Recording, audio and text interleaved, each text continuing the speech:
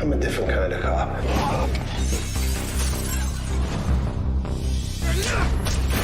We knock down the doors other cops don't want to. Taking fire from every scumbag in town. They didn't earn it. I don't feel bad about taking it. All about bringing force down on the street. Y'all take a look at what you got going on under your own roof. I never put the money above us. How long you think that's gonna last? I don't want Vic in our lives anymore. You're investigating me? Vic Mackey beats suspects. He deals drugs. And that's just all in one day. I wonder what he's gonna do tomorrow. Everybody down!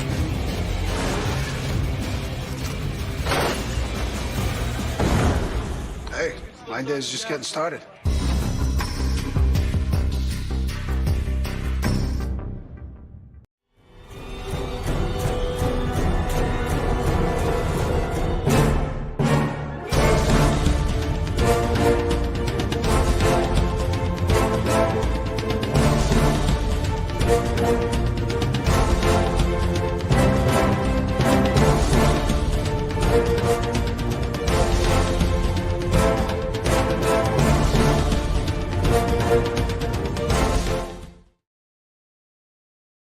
Hello, you can tell it's Sunday because I have a glass of red wine handy. It is 8 o'clock in the UK.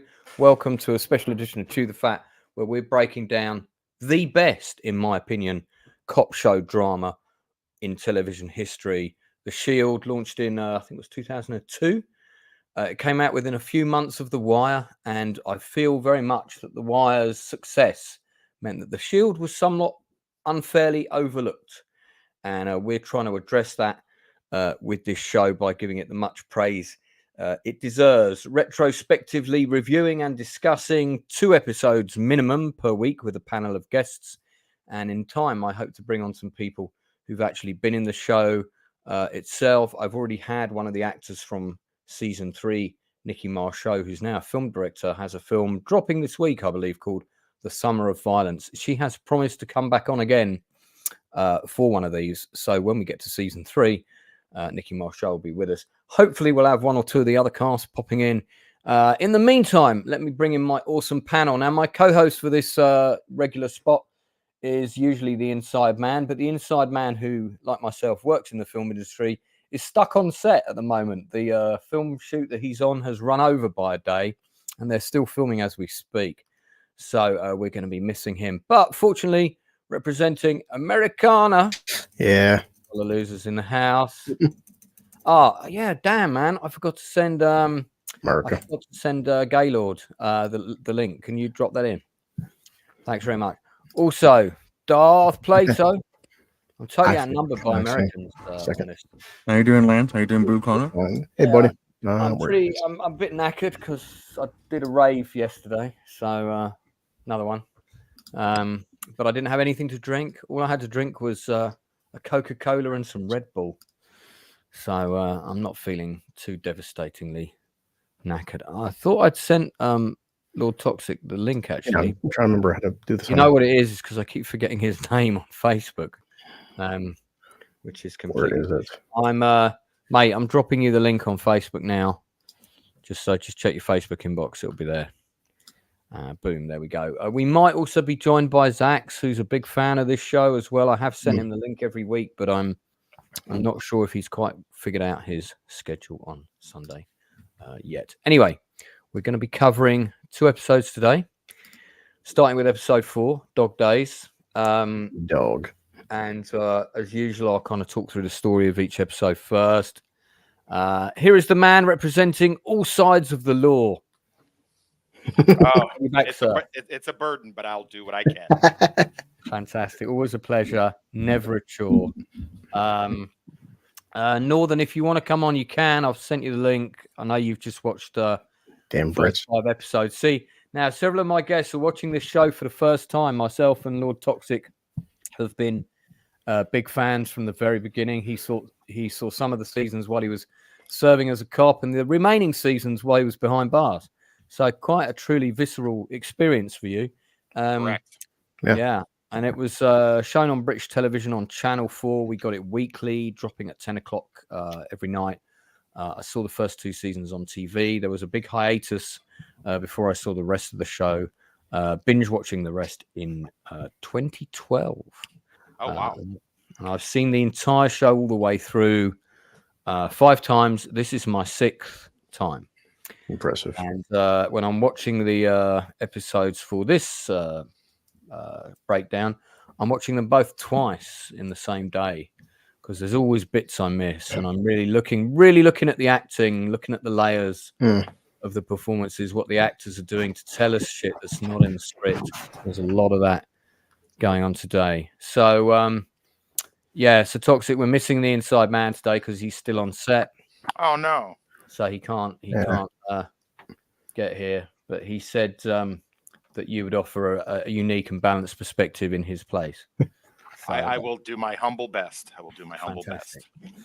All right, so we're going to start with episode 4. What I'll do is I'll do a bit of a breakdown. I might pause to mention a couple of things, and then we'll go through our usual categories. We'll talk about the overall story and narrative for this episode first. Then we will talk about both the characters and the actors and the standard of the acting, including guest actors.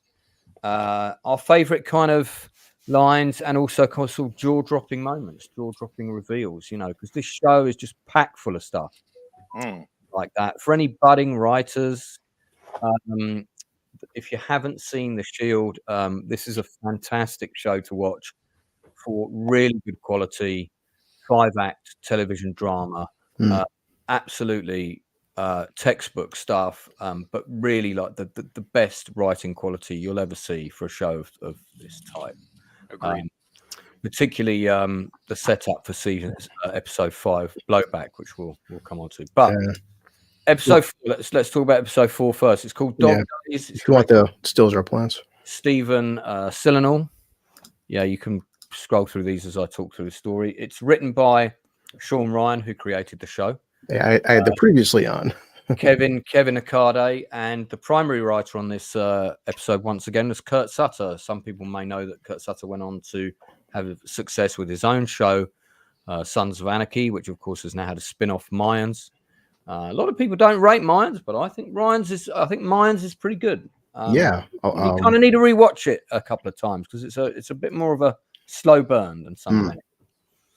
Okay, so we open with a clubbing scene. Now, this is really interesting because we have 2 characters who are moonlighting as security for extra pay, Lem and Danny. So one of the unis and one people from the undercover strike team. What's interesting about this is that they're moonlighting for a music production company and for a rapper. And the Rampart scandal actually began as a result of cops moonlighting for certain West Coast music production companies and getting caught up in criminal activity as a result of that. So this episode is very much embracing that storyline. He's here from beyond the wall, Northern Bastard. Welcome. Oh, God. I made it. Mate, you're watching this for the very first time, aren't you? You've not seen it before. Yeah, I mean, I caught like a couple of episodes before when it was on TV, but never properly all the way through, though. No, because we had that weekly drop, and then you had to be in at that day at that time, and you know how it was back then. So much easier to kind of binge watch. Yeah, I just wish I remember what it was that kept me busy. Very hazy and a bit of a blur. Wow. As always. I'm sure it was worth it. Let me continue. I'm just doing the breakdown plot for episode 4, mate. A similar format to things we've done before. So we got this clubbing scene. There's a beef over money, confrontation, T-Bones between a character called T-Bones, Rondell, and another character. And as a result of this, there's a gunfight. This is all pre-title sequence. Mackie turns up to investigate along with Dutch, with Acevedo arriving last, which is here. One of the things that's really interesting that occurs in this moment is because Mackie knows that Acevedo is onto him and he's not going to give up. He now knows he needs allies. So it's very clever how they play in this scene. He's immediately now trying to bond with Dutch because he knows Dutch will actually be a good ally for him. Yeah.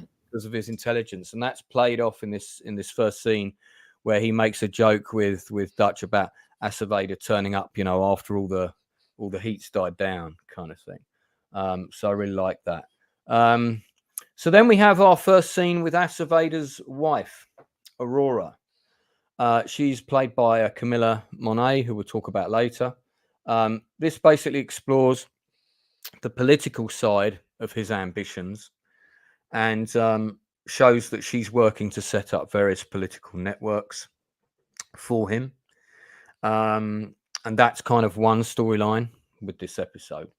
Another storyline is that we have a missing husband to the nanny of... Now, hold on that character, please. I was a little confused over to exactly what position this guy held. Was he some sort of alderman or councilman who basically represented the Latinos in LA? He's not the mayor, but he's connected to the mayor because he mentions him.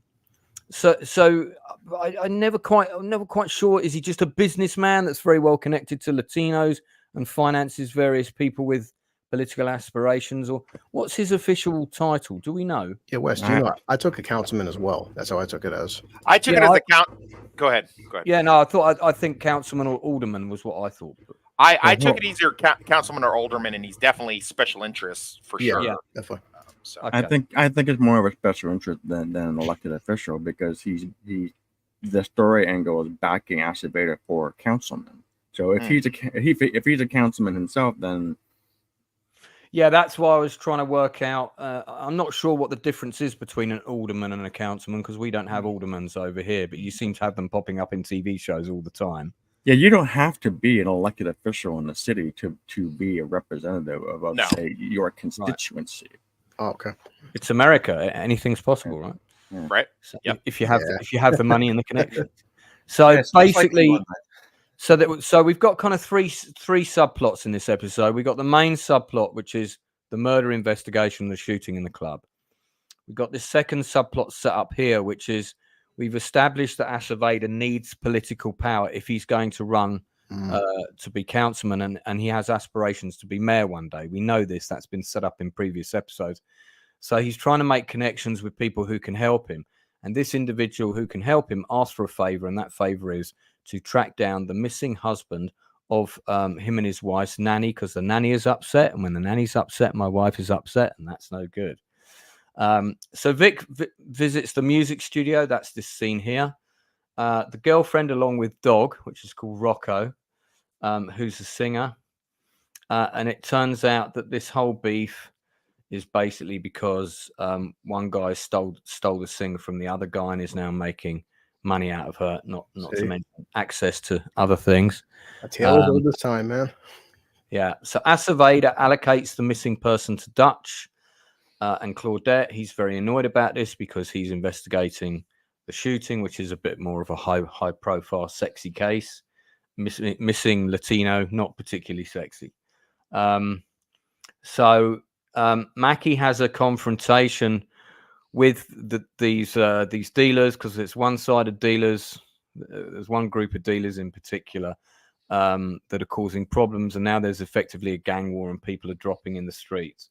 And Mackie says a great line in this scene, which I'll come back to later, which is my favorite line in this episode. Then we go to Claudette and Dutch pursuing their investigation. Meanwhile, war's breaking out on the streets, bodies are dropping. They come across a little boy who's been crushed by a car. He's not dead, but he turns out to be a relative of the friend of the chief, according to Gilroy. So now this whole case has got a priority. Is it the mayor? Is it okay? Yeah. Is Gilroy the actual chief of police of LA? No, he's the deputy chief. He's a deputy chief, and in a place as big as LA, so like in a town like this, you'd have just one chief. A small town. But I'm pretty sure he says this kid is related to a cousin of the chief's. That's what that's the line I wrote. You have I think you have three deputy in LA. I think they have three deputy chiefs and then one main chief. So it's the commanding general and then the under generals like that. So Mackie ultimately gets the two sides who have gone to war to sit down in a room. turns out that the singer Taisha was found by one of them, and the other one stole them. So he demands a 24-hour ceasefire while the two of them come to an agreement of a number of a finder's fee from one to the other in order to facilitate the war ceasing. Dutch and Claudette continue their search. There's a cameo appearance at the building site from an actor that you guys might recognize. When we get a still of him, if you've got one, Blue, just pause it and I'll get into that. Rondell is during the shooting was actually seen by Danny firing a gun. So Aceveda, as a result of that, hauls him in. That's the actor I'm talking about. Go back one. Okay. Jimmy Olsen from Superman. That is Mark McClure, who played Jimmy Olsen from the Superman films. Oh wow! Damn. I recognize him. Yeah. Good find. Yeah. Okay. Yeah, he's the foreman. Yeah. Even in the cameo guest roles, they always have solid actors on this show. That's why they're all so good. For sure. Seasoned actors. So Aceveda takes a gamble.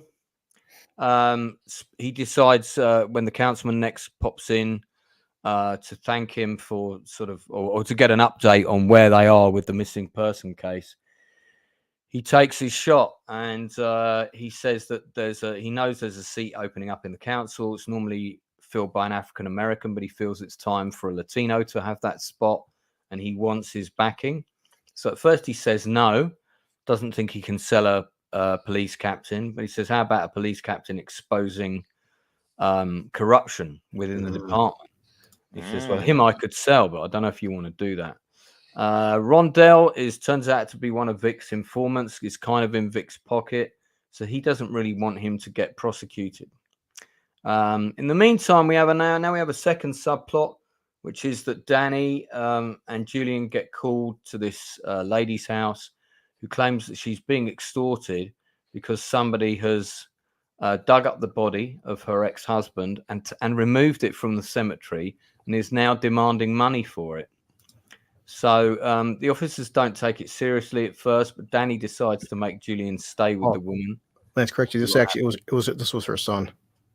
Oh, was it the body of her son? Yeah, her son passed away. Sorry, her son. Okay, thank you for correcting me.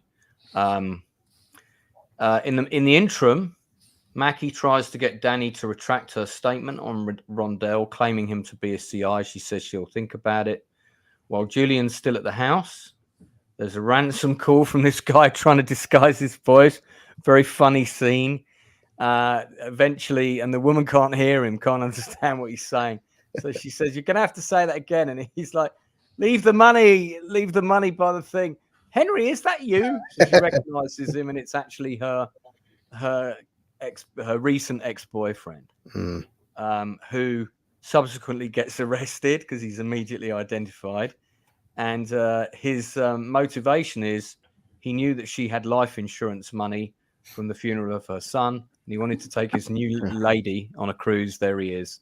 Yeah. And then Julian says, but she spent all that insurance money on the funeral, so he doesn't have any money. That was funny. It is some small dialogue, Lance, but like even with Julian, he's very he's with Jesus now. He's very religious, very into Jesus, very which will come into his character arc later on. But there's reason he's they actually about 4 points in this episode. They kind of make sure that that Julian's a Christian at different times, and there's good reasons for that. So then we get to Vic and his wife. Funnily enough, that's a bit further down. Sorry, I've got about the religion thing a bit further down. So right after this, quite a powerful scene. Vic and his wife are with the doctor, and Matthew has is that the doctor? Is that the doctor scene, or is it later? Sorry. No, it's for here. Yeah, because we know that he's just wondering what's Oh yeah, he's with his son, isn't he? And he's wondering what's up. Yeah. We know that the son is probably autistic. At this point, he's acting like a dog. Yeah, but we see the strain that it's putting on the marriage. That's the point of that scene. You really see the strain. She can't cope, and Vic's never at home, and she's got 2 other kids to look after as well. In the meantime, Danny looks like she's leaving a bar, which suggests that there was probably a scene there that got cut from this episode, because I think it would have been established that she'd gone somewhere after work. She gets threatened, has a gun put to her head. She identifies herself as a cop, and the guy says, "Well, I'm a cop killer. You better drop your case against Rondell." Vic realizes, of course, that Rondell's gone out of his way to do this to try and get himself off the hook.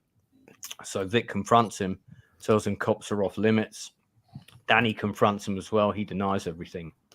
Yeah, that's what happens when Danny's pissed off because Vic said, why talk to my CI for? She says, well, he came after me. And Vic, I love right there. The look in Chiklis's face sells it all because he doesn't realize it at first. He's like, he did what? Oh, he went after you? Oh, shit, yeah. Yeah, because he didn't know that. No. Which is, again, it's pretty right there. That I'm like, dude, you're fucked. Because as ruthless as he is, he still has his own little code, doesn't he? Even if it is a little bit screwed up to everyone else, to him it's consistent. You know, he's crooked, but he still has his own little lines he won't cross. He does indeed, and sometimes you agree with him, and sometimes you don't.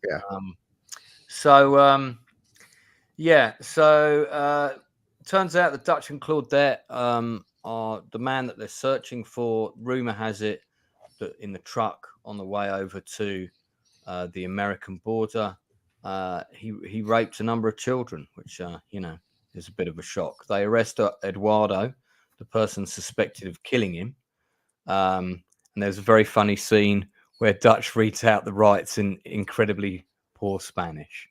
In the meantime, Tanisha turns up at the barn with Rocco, her dead dog, and there's information on T-Bones where he might be hiding out. And the music guy, I think his character's called Ryan Little, something like that. Kern Little, sorry, offers Vic a bribe in order to take this guy out. Vic appears to agree. Quite important that. So Dutch and Claudette get more information on the story and pass it on to Acevedo. But they realize that this guy has not killed the missing man. He just potentially caused his accident. There's the dog. There's the dead dog. The manager on the building site, our good man from Superman, turns out knew about the accident and instead of stopping work, covered it up, buried the body. So, this is the scene where he basically offers Mackie a bribe and pushes for a result to get T-Bones taken off the street. So Mackie orders Lem to go and get T-Bones, and Kern Little says he wants to be there to see T-Bones get killed by Mackie. He wants a ringside seat. So and this is when these two guys let Eduardo know that actually he's not a murderer. It's pretty good scene. That kid's a pretty good actor. And then they come back and they arrest our dodgy building site manager here, who basically didn't give a shit. So and we're coming up to my favorite scene in this episode. Mackie turns up with T-Bones and Kern Little way outside of town in a not particularly nice place at a shipping container, and they think that Kern Little thinks that Mackie's going to kill T-Bones in front of him, but he's like, no, I'm not for sale. Both of you get in that container, sort out your problems. And he just locks them both in there and walks away. This is a brilliant scene. I remember when I saw this for the first time, I couldn't believe it. And it's just like it's so corrupt, but he basically says, I'm cutting out the middleman. Meaning himself. He's not going to put himself up for murder. If one of them's going to kill the other, it's going to be at their own hands. So he's just sorting it all out, putting them in the container. Meanwhile, Rondell makes bail with $100,000 cash and walks free from the police station. Julian picks up that Danny is a bit off kilter, tries to offer her words of religious comfort, which she shrugs off with a smile. In the meantime, Rondell's place has been raided, which I think is this scene here. His TV's been removed. His much-loved vinyl record collection's all been busted up. Sound better. Well, Mackie turns around to him and says, "You went after a cop, so we taught you a lesson." There you go. Of course, Lem, he's like, I talked to him about doing a lot worse. Jesus. Then we have a scene with the wife of Eduardo. There she is. Talking about, this company, this Jameson, it's a rich company. I'm going to sue them. Then Acevedo scores points, and this guy says, well, I haven't put myself behind anyone yet, but I'll give you a few months. Show me what you can do. So sets up his storyline basically for the rest of the season, which is great. Then we have Dutch and Eduardo having a chat. Yeah. It's so funny. Can you self-fix him? Do you have anything on the schedule? It just cracks me up. I love Dutch. He's such a fucking dweeb, but he is still very likable. He's great because he's talking to her and he says, so you don't have a job to go back to? No. So I have this crumbling partition wall or something, meaning, I've got a retaining wall that's crumbling. That's the line. Well, because I like that totally because unethical. Because he's talking to Claudette in the beginning, because like he's doing the whole political man. These people are kind of coming here taking jobs, and Claudette's like, well, they're working, they're making like $40 a day, and she's like, they're doing work that guys like you won't do. And the beginning of the episode, Dutch is kind of dismissive to like migrant workers. Now look at the end. Hey, buddy, I kind of need you for something. The beginning of the episode, you're like, oh, fuck these people. They're cheap labor. Now you want their cheap labor, huh? Yeah. I mean, nowadays universities would call that a microaggression. Right. Yeah. Interesting. God, this show is toxic. How can you not love it? Hell yeah. Hell yeah. So Vic is then called to hospital for an emergency. Matthew attacked his younger sister, 18-month-old baby.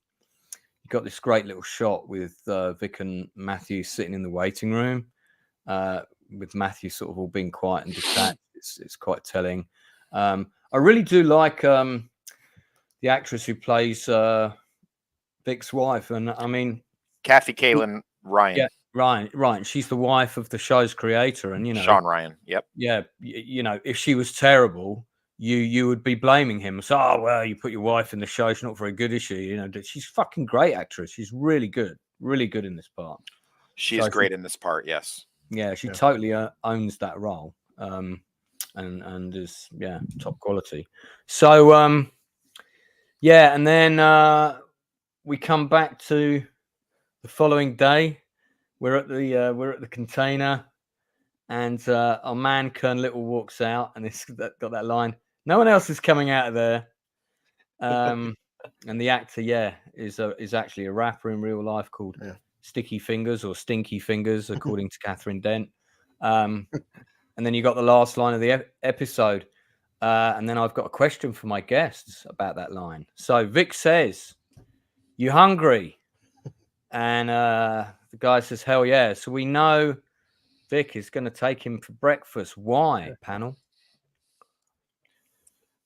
I don't know. I kind of assume that he probably was going to kill him. I don't know, because he maybe just to cover up the fact that another guy's dead, and once again, it means less of these problems with this whole war that could happen if he didn't allow him to die. It'd be terrible in a movie quiz. That's the longest waffling answer I've ever heard. That's partly correct, but not correct enough. A second option, please.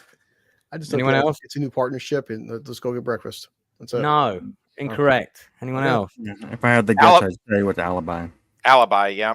Alibi, yeah. He's going to alibi him. He's going to take him somewhere public. Yep, exactly. Eat somewhere public, away from that container. So, whenever the murder was carried out, well, I was having a meeting with the guy. We were updating him on the case. It was a sensitive issue, the dead dog. So I thought, calm him down, take him out for breakfast, have a conversation. And, we picked him up from his residence, whatever. He's going to totally alibi him if needed. Wow. And at the same time, he's got something on him. So, good to see the 7th Hokage in the chat. And we have Dudicus as well. Good to see you, buddy. Anyone has any comments about the Shield? If you like the show, put them in the chat. I'll do my best to read them out. So that's the storyline. What was that guy's name? The rapper? Sticky Fingers in real life. So if he were a real gangster rapper, then shouldn't he go by the name Trigger Fingers? Ooh. Yeah. There's I can't say the N word, but there's a band in a film called Human Traffic, and they're called the Itchy Finger Trigger N word. That's the name of the band. Sticky Fingers was in a 90s group called Onyx. Their big hit was Slam, and then he kind of went into movies and TV shows after that. Lord Tox members, he was, to my knowledge, he was Blade. Yeah, no, he was Blade. Yep. He's we're going to cover that when we get to cast and characters and actors, but we ain't there yet. Jumping ahead. Right, okay, so let's settle down, Blue. Settle down. Let's get into the key story for this. I mean, this works quite nicely as a standalone episode. It advances all the character narratives. So I'm going to come to each of my guests. Each of my guests in turn, tell me one thing, maximum of two, that you learn about the characters in this episode that you don't know yet. So, Blue, you're at the top of the Brady Bunch list. You can go first. Let's see. Though there's definitely a trust dynamic between Danny and Vic, because at the end he does say to her, "Hey, do you trust me?" "Yeah, why?" "I took care of this thing with Rondell." So now she feels like she owes him one, which later on, and it becomes this thing with cops, it's like they're constantly going back and forth with favors and all the time. And like you said, Vic is slowly trying to build up his own allies against Aceveda, and you do see eventually his relationship with Danny can grow into something else, but that's later on. But it is a good thing where Vic, yes, we know he does have, like I said, does have a code against cops. Like, Rondell, you're my CI, but you went after a cop, not just Danny, but a cop, and and he did her a favor. So it's just showing more of how complex of a character Vic is, because Vic does have rules and a code of conduct. Yeah, very good. Darth, what else have you learned about people from this episode?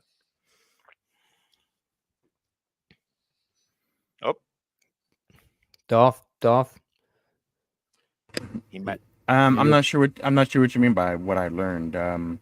Well, basically, every time there's a line of dialogue in a film, play, or television show, each line of dialogue is about one of two things. It tells you either something more about the story or something more about the character. Sometimes the events can tell you something about a character. So I'm asking you, because there's quite a lot of what I learned about. Well, okay, off the top what of have you learned about the characters in this episode that you didn't yet know up to this point? Well, one thing I guess I learned off the top of my head is Julian likes to wear on his sleeve that he's a Christian, which is fine. That's fine, but I don't think he should be wearing on his sleeve quite so much. Well, the Queen doth over protest the Christianity is what's going on there. The whole thing about the people who are the most ardent religious leaders of cults and big churches are often the greatest sinners. Well said. Yeah. So all those Hillsong trainers, they're not cheap. I learned $400 trainers for the priest. It's good to know that's where your money's going from the collection plate, man. Really worthwhile causes. So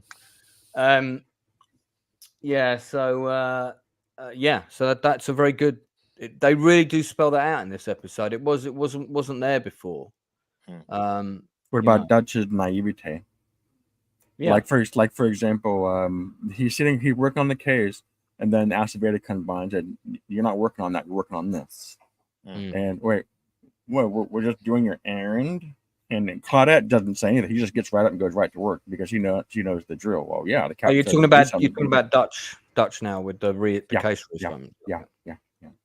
Claudette doesn't skip a beat, but Dutch he's almost like offended. Like, you want me to do an errand? Good point. Yeah, because he feels it's beneath him. Toxic. Anything else you picked up? Yeah, sort of information. Strangely enough, Dutch, even a 12-year veteran in California, cannot speak Spanish, which definitely hinders his ability to do his job. And his excuse being, "Well, I always partner with someone who can speak Spanish." So, which is definitely not the greatest way to deal with that. It's funny as well because Claudette's pretty fluent in Spanish. Yeah. But I don't think she's told him that up to this point. No. It kind of shows that Dutch, it really isn't a man of the streets, really, is he? He's a bookworm, isn't he, compared to the other coppers? Yeah. Dudicus asked the question, is there a Dracula in this show? If it means you're going to stay on the stream with us, the answer to that question is definitely yes. Dudicus is my YouTube partner that does Highlander with me, Lance. Oh, fantastic. Northern, anything you want to say you've kind of learnt from this episode? Yeah, it also goes to show just how just what a headstrong character Mackie is as well. Like, he is willing to be the guy in charge, and the fact that he's that Sticky Fingers actually tried to pay him off just really offended him, because it's like, you're trying to make me your own personal bloody lapdog. It's because as corrupt as he is, he's, like I said, he still has his code. He will not be bought off for one side, because it's his job. To him, it's his job to keep the peace, and that means keeping on friendly terms with both sides. No personal bias or anything. Yeah. Yeah, that's a good observation. That's a good observation, because Vic wants to show he's boss. He's not looking for more cash, and more cash is nice. But if he accepts that relationship, then he opens the door to just becoming a patsy. That's exactly right. Yeah, he says, "I'm not for sale ever." So, he's corrupt, but he's not necessarily corruptible, if that makes sense. Yeah, because I think if he did accept the bribe, it probably would have made his character a bit more unlikable. And he's already a bit of a dodgy guy, but you still like him, though. You still like him. There's plenty of stuff that human has. They're in his pocket. He's not in theirs, basically. Right, exactly. Yeah. So, the main story narrative that I think we learn in terms of continuing plot threads is we get a very clear definition of Aceveda's political ambitions with this episode. We see the cultivation of allies. Of course, we're introduced to his wife, who we've never met before. We see that they have quite a strong relationship, but she kind of also wears the trousers a little bit in the relationship, which, when you consider how strong a character Aceveda is, that's quite that's quite an interesting insight into their relationship. We get a lot more with them later on.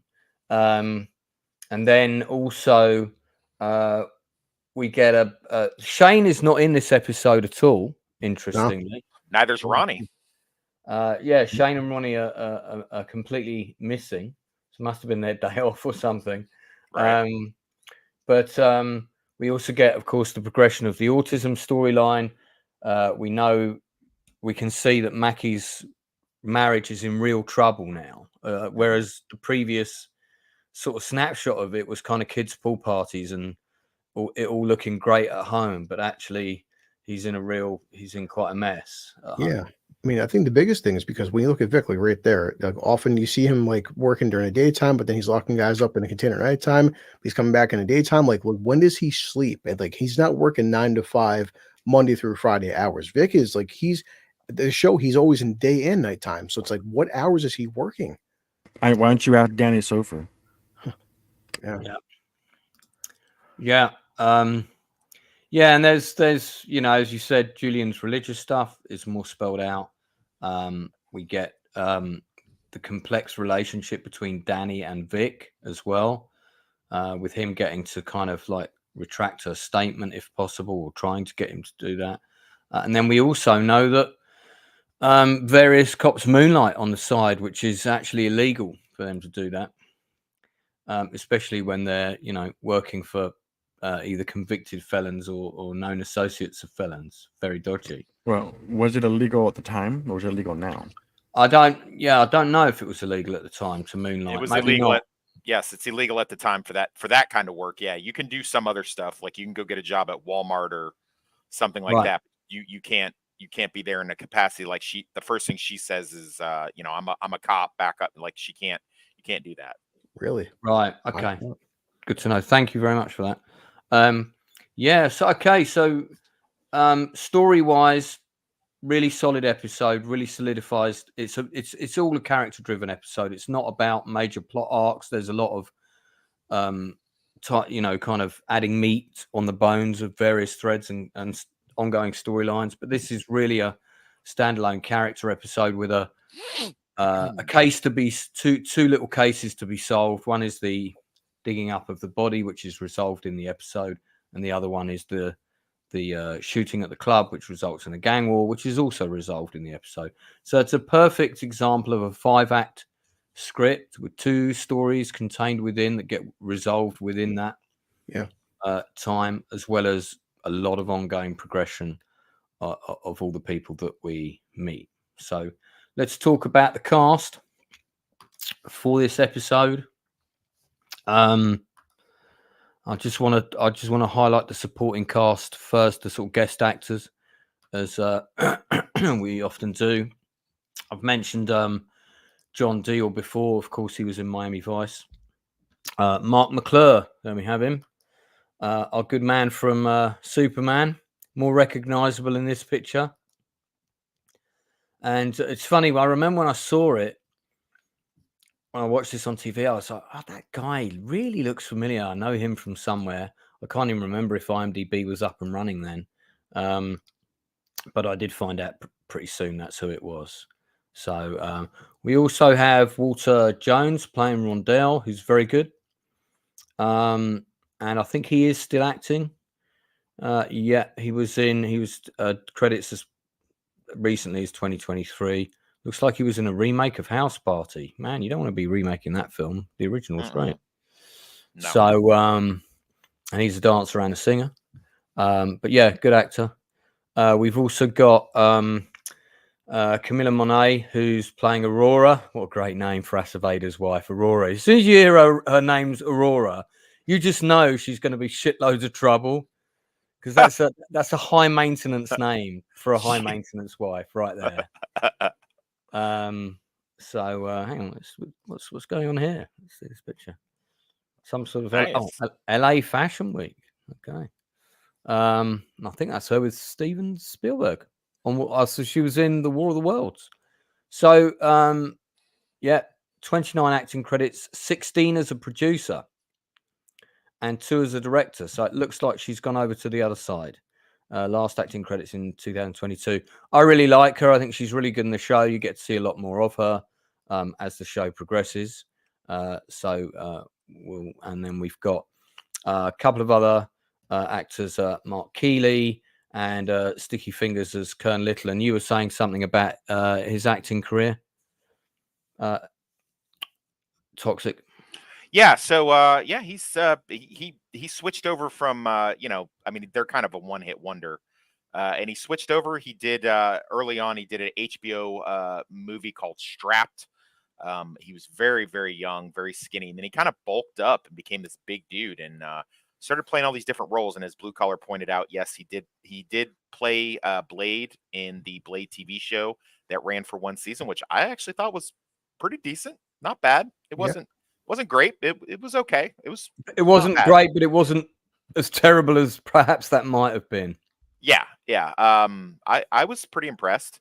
And then he's done multiple. He's played both cops and criminals. He played a very similar character to this one in a show called New York Undercover. Yeah, I saw that show. Yeah. So, and that actually occurred before the Biggie Smalls Tupac Shakur tragedy that happened in the late 90s. So yeah, no, he's been around. He's a pretty good actor. He's kind of a one-note character. He played also in another FX series that never gets enough attention or love called Over There, about the Iraq War.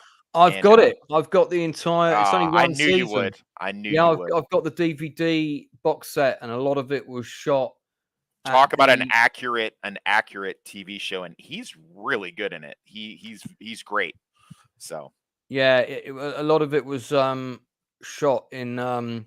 They've got a replica of like an Iraqi town, haven't they? At a certain military. Yeah, it's where we do. Yeah, it's where you do pre-combat training in California. Yeah, and a lot of it was. I think the army let them use that, didn't they, for filming part of it? Yep. I believe.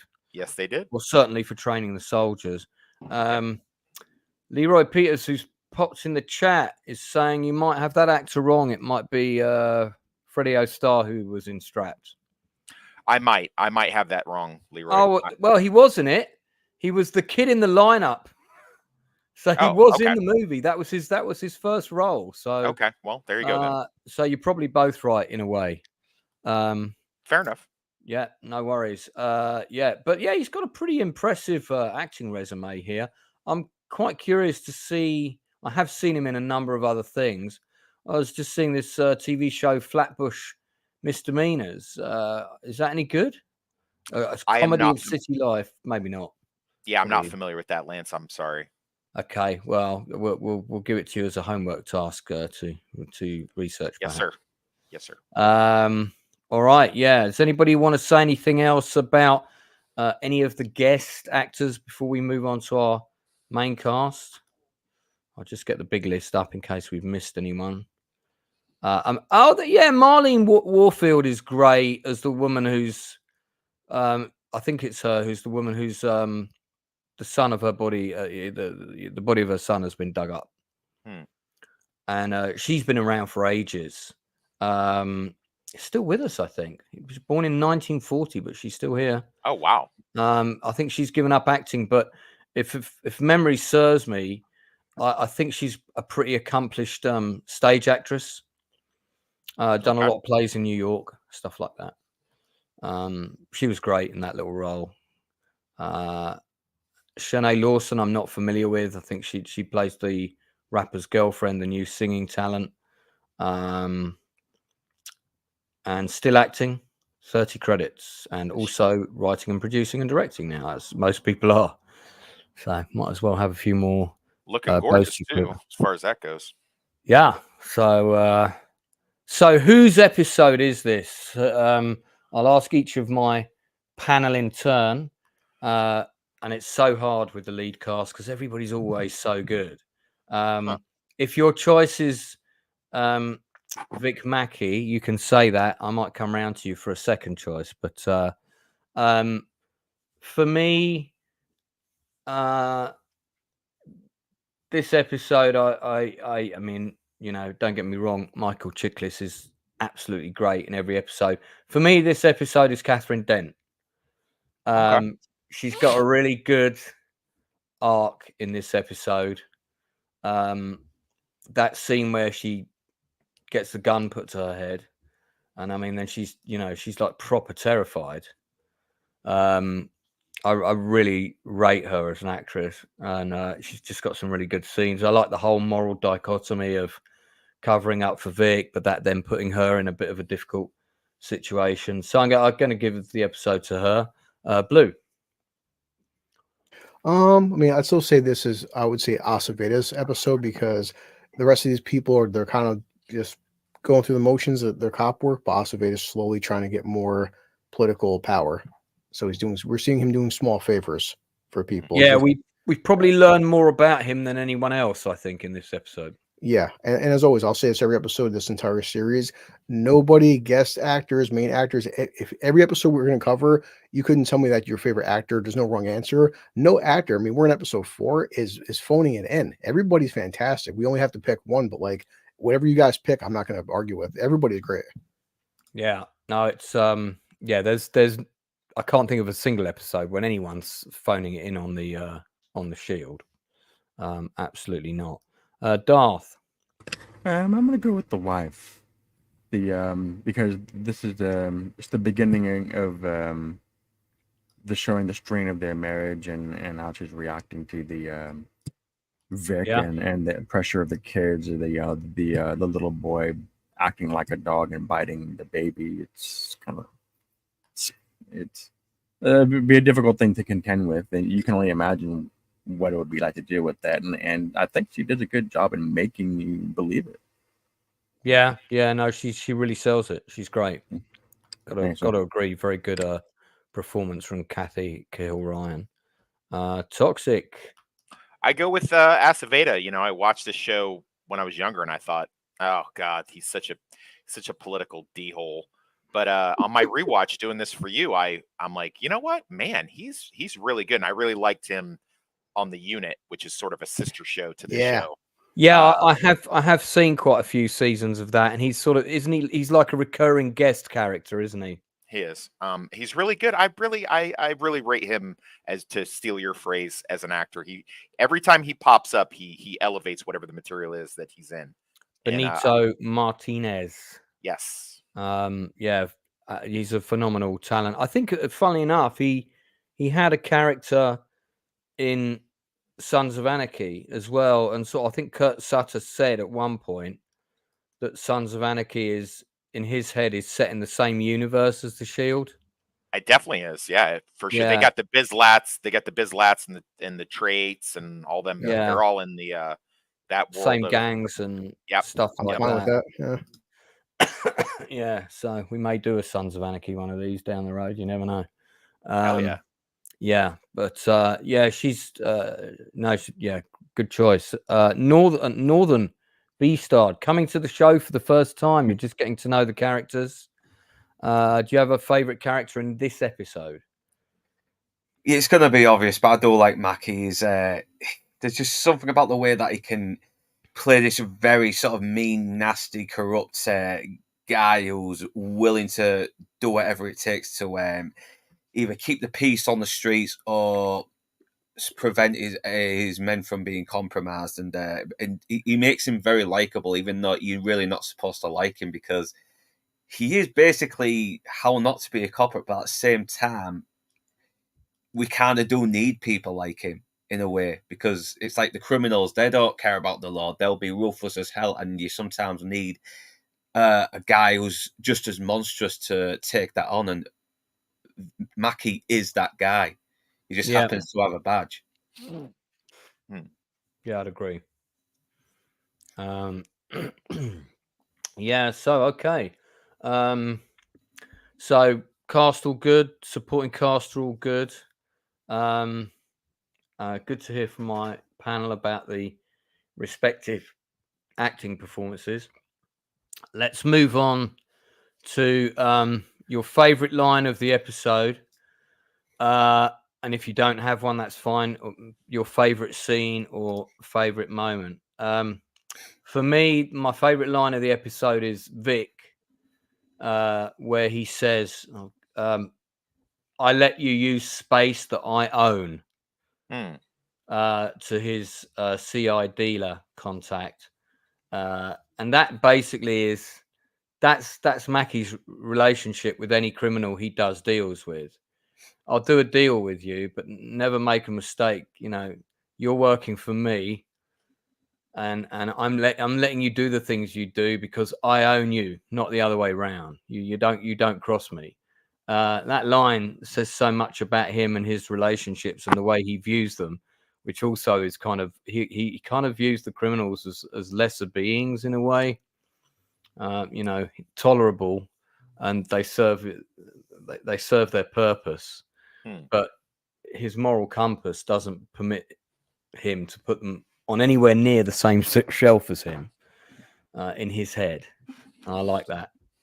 So that was my favorite line. Favorite scene in this episode is definitely when they both get chucked in the container. I'm cutting out the middleman. See you later. Locks the door. I just remember my jaw dropping to the floor when I saw that. Chris, what you got? I said, still for me, my favorite scene. It's hard to say a favorite line, but like I said, when Vic, the look he looks over after Rondell went after Danny, and that to me just shows Chiklis as an actor. And I talk with Lord talks about this with the whole Jack Reacher, like what realism versus real life. You think of Alan Ritchson, guys that big, and you look at say Tom Cruise, for example. Michael Chiklis is not the biggest dude, not really muscle bound or just intimidating guy. But when he gives that look, he looks over Rondell, that look like, dude, you're like, I mean, if it wasn't for him being locked in a cage, when he's choking him and stuff, you can hear him gagging. Like Vic Mackey's have to be some big 6'4", 275 guy to be intimidating as fuck. And like just that the look Chiklis gives like, dude, you're screwed. Like that was my favorite scene. Just he looks over and I'm like, oh shit, man. Yeah, that's good. Darth. I like the line earlier in the episode when Vic talks to Dutch and he says he said something to the effect of don't fill up the witness. I thought that was kind of funny, and it also sort of struck me as he was trying to break the ice with Dutch maybe a little bit. Yeah, I liked that bit sort of because he's trying to firm up Dutch as an ally, and I liked that. Like the way that they played that was very, very subtle. Yeah, there was something. Yeah, there was something. There was some psychology going on there. And I like that exchange. As far as favorite scene, yeah, you're right. The scene at the container is really good. I admit that. But let me go. Let me go. Let me do a different scene, and I'll say the scene where Vic's sitting there, and Little comes in with his lady, and turns over the box and dumps the dog carcass right on the table. Yeah, that's and that good. it's the whole scene is just so incredulous. It was so amazing. And the woman has got, that guy like wrapped round her finger, basically. Yeah, she kept saying to them, "Be a man, go fight this guy, be a man." Yeah, go to prison for me. You know what I mean? Yeah. It's like There's women out there like that. I mean, bloody hell, it's they'll start the fights, but they don't want to end it themselves. We're the ones with the broken teeth and the broken nose after.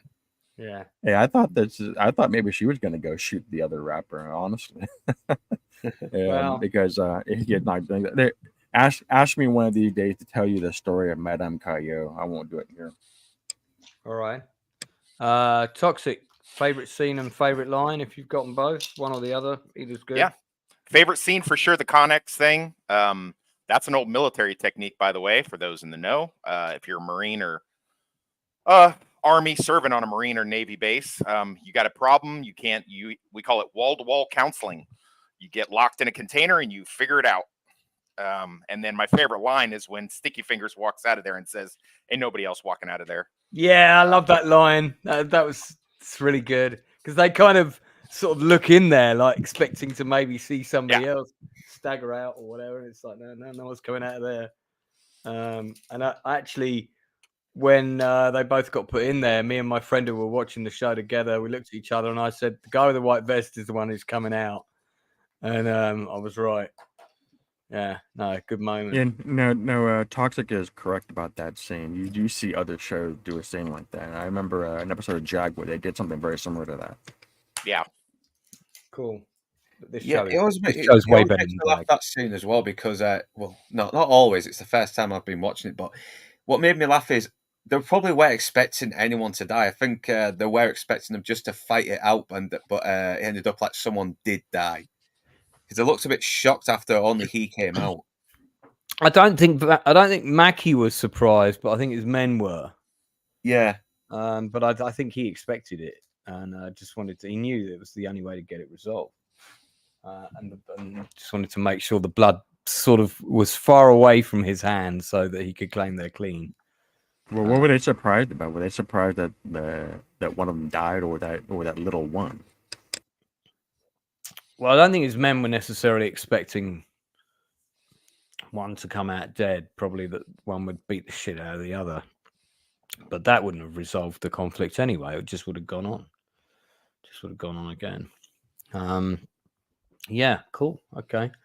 So I think just we haven't mentioned it that much. The subplot involving the missing guy, which of course is connected to the politics. And the kid who turns out was raped by the missing guy. I thought that was all really well handled.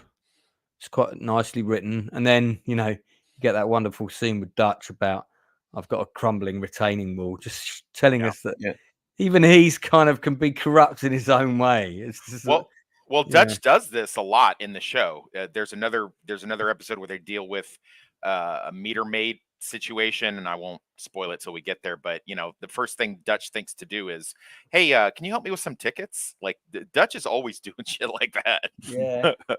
Yeah, I remember that. That's good.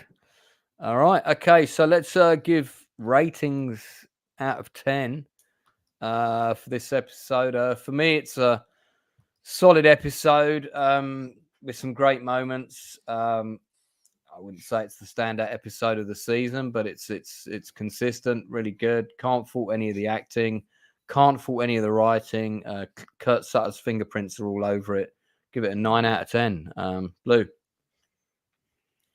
I'll say I'll give it a solid 8 out of 10. I mean, some episodes, I would say that's not I consider filler episodes. This is a filler, but filler is not always a bad thing. But this isn't continuing to like the main arc of the show. But a solid 8 out of 10 filler episode. I like it. Yeah, nothing wrong with it. Yeah, it is a self-contained episode in a lot of ways. Yeah. But we do find out, we get to learn a lot more about the characters, so it feels like it's you're learning more all the time, which is good. Darth, I give it a 9. Okay. Toxic, I'll give it a solid 8, and it's the only reason it's that low is because I wasn't too super impressed with the subplot stuff. If they'd have just kept it with the machinations of the captain's political agenda and the rapper war, I'd have been fine. The other stuff didn't really necessarily blow my skirt up, and I don't care for episodes of The Shield without Walton Goggins. it was interesting that he wasn't in it yet, but probably a question of availability, or it might have been number of episodes he was contracted to do. I don't know. Which is often the case. Northern. Yeah, I'll give it a little 9, even though it is pretty much filler. But I do agree on the other little subplots going on, because the stuff with the politics and the rappers are so much more interesting, because you're seeing Mackie get involved, and you're seeing Afasedi, showing just how much he really is kind of in it for himself, more than he's making it out himself out to be. He's obviously, there probably is a part of him that does want the streets clean, but at the same time he's a slave to the politics. He really is. He's a little bit ambitious. Yeah, no, very good. So solid episode, another high score. Let's move on to the next episode, unless anyone else has got anything they want to say very quickly about this one. Nope. Okay, so we're going to move on to episode 5, which is called Blowback. It's directed by Clark Johnson. Primary writer on the show is Kurt Sutter. On the credits, he's got the only writing credit, but on the IMDb, Sean Ryan is always credited. I'm sure again he's firmly involved, and Scott Rosenbaum as well. This episode currently scores 8.3 on IMDb. Now, for those people writing, or budding writers among you, script writers, episode 5 has the perfect first act for a television drama episode. Absolutely perfect first act. I'm just going to break down the story quickly. So the Armenian mob, this is when we're introduced to them. They're going to become a major thread throughout the entire show. Look out for the actor that played Borat's personal assistant as one of the Armenians, not wearing a mankini. Unfortunately, we don't get to see his big hairy ass crack in this episode. Thank God. Yeah. That reminds me, I've got to show that sequence of the movie quiz this Christmas. So basically we open and there's kind of torches searching through an apartment, and we realize Vic is in the apartment with Ronnie, and it's a business apartment above a store. Lem and Shane are in this truck listening to music, kind of keeping an eye out while these guys plant a wire. Even like in the dialogue between Lem and Shane, there's a great line where Shane mentions Grandmaster Flash, and Lem's like, who's that? And it just shows like the yawning difference of cultural intelligence between them. And even though Shane is kind of portrayed as this Southern hick, as we find out, and he's a bit racist, as time goes on, we find out really he's really like a black guy in a white guy's body, and he's also into black chicks and all of this. So I kind of I love that complexity about him. So basically, the setup at the beginning is that Vic is looking to get a big win on the face of it with Aceveda. So he's planting a bug illegally to listen into the Armenian mob. But when the Armenians arrive back, and they've heard that they've got a tip that these guys are going to be receiving a drug shipment. Turns out the Armenians only speak Armenian when they're in the company of other Armenians. What a surprise. So they turn up outside this college, ask to speak to this guy who's coming out of his lesson, and basically effectively kidnap him, claiming to be on a mission for, I forget whether it's a secret service or something like that. And say, right, you speak Armenian, and and they get him to listen to the tapes and translate. And from that, they realize that there are 6 bricks coming in. They pay off the student a wad of cash. At least they pay him. Yeah, they do pay him and tell him to piss off. I mean, I'll remember when I go through the show, I have a vague feeling. Doesn't that kid come back at some point, or does he come back into it and becomes part of the evidence against Vic, or am I misremembering that? I don't think so, Lance. I might be wrong. I don't. I mean, that would have been a great little setup. They could have used it. Somebody could have, linked back that to him, and he could have then revealed that they paid him money to translate. Yeah, it looked familiar to me. So Vic basically then sets up the tip-off with a fake informant getting a legal warrant for the wiretap, even though the wiretap is already in place. Yep. All of that happens pre-titles. Yep. So you've set up, you're giving us so much information. We're showing how sort of far they're prepared to bend/break the law by planting bugs that they don't even have a warrant for, using a false informant to then sign the paperwork, which they'll give to the judge to get the warrant for the bug that they've already planted. After the titles, we're back in the barn. Julian's squeeze comes in. Is kind of hassling him because we learn that Julian hasn't been by to see him. Dutch, in the meantime, is flirting with Danny. He's sort of offering her help to study for the sergeant's exam. Claudette is like, you haven't got hope in hell with that girl. What are you doing? So there's that going on as well. And then we cut back to the Armenians, and they're preparing to do the raid on the Armenians' address. Kurt Sutter himself is in this scene. Yeah. And I'd be interested to know kind of, was he cast in this role and then said, hey, I also do script writing, and he got on the team? Or was he on the team and then he said, hey, I do a bit of acting? I think it's probably that way around, because he seemed to be on the writing team pretty early on. But this is him looking like Jesus. The first time that I watched this, I had no idea that was Kurt Sutter, the writer. Oh, same. So there's some kind of discussion going on with the Armenians. The drugs have arrived. This guy's brought the drugs. Somebody says the wrong thing. Jesus turns around, blows the head off one of the Armenians just as everybody comes in. They get 6 blocks of cocaine. Julian's been sent round to the parking garage to make sure no one comes out of there. And as a result, covertly sees Shane take 2 blocks from the 6 that have been acquired and load them into a 4x4. So he has seen them separate part of the drugs haul. Mackie, meanwhile, brings the rest of the drugs out publicly and sort of shows off the results from the raid. Shane stops off to have a shag. Meanwhile, he's left the 4x4 with stolen 2 kilos of coke parked outside. Classic Shane.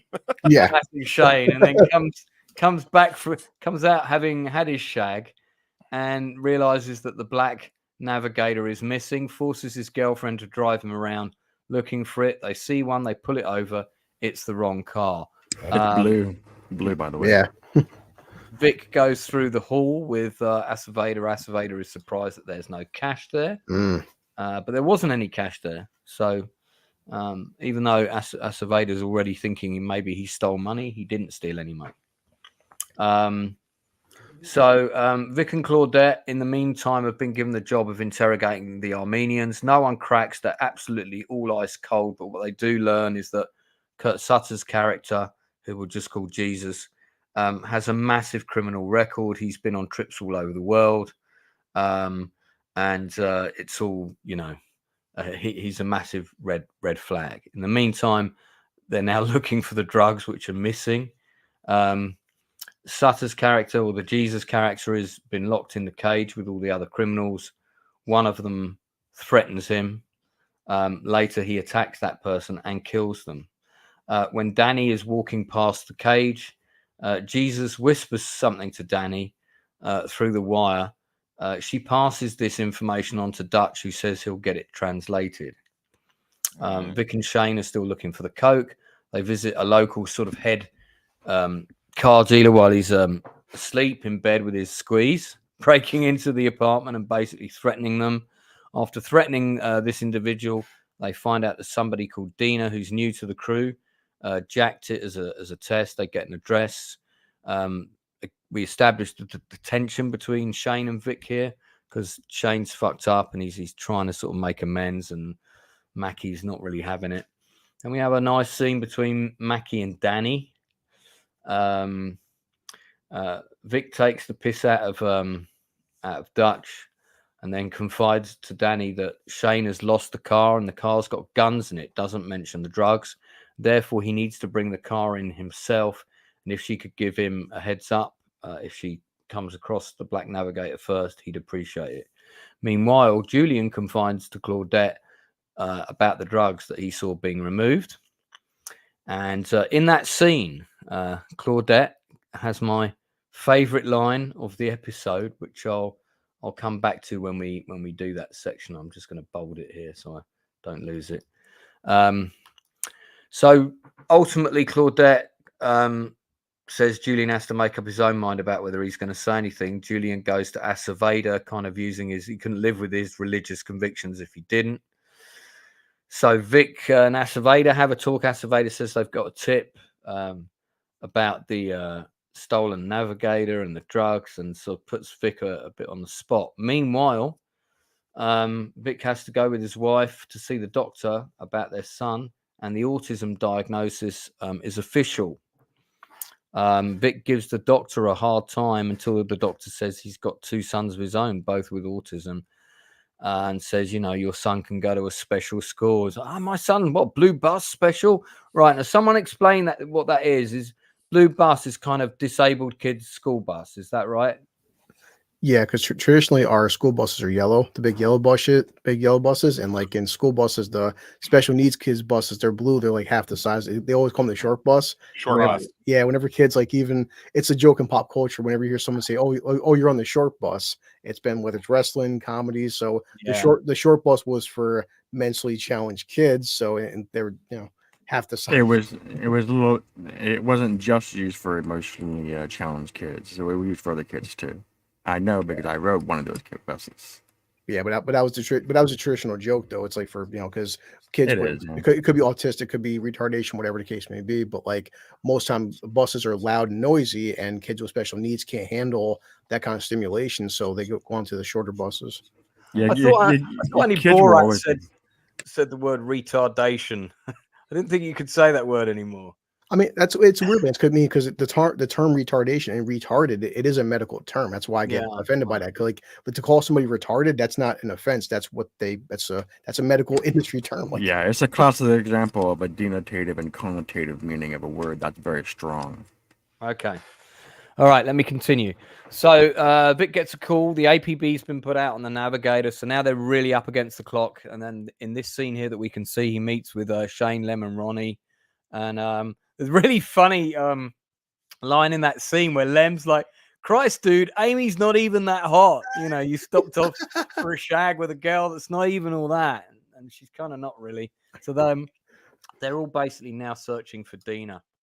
In the meantime, back at the barn, Dutch tells Danny that the words that were whispered to her translated to "delicious feet." At that point, I had to check to see if Quentin Tarantino had directed this episode, but he did not.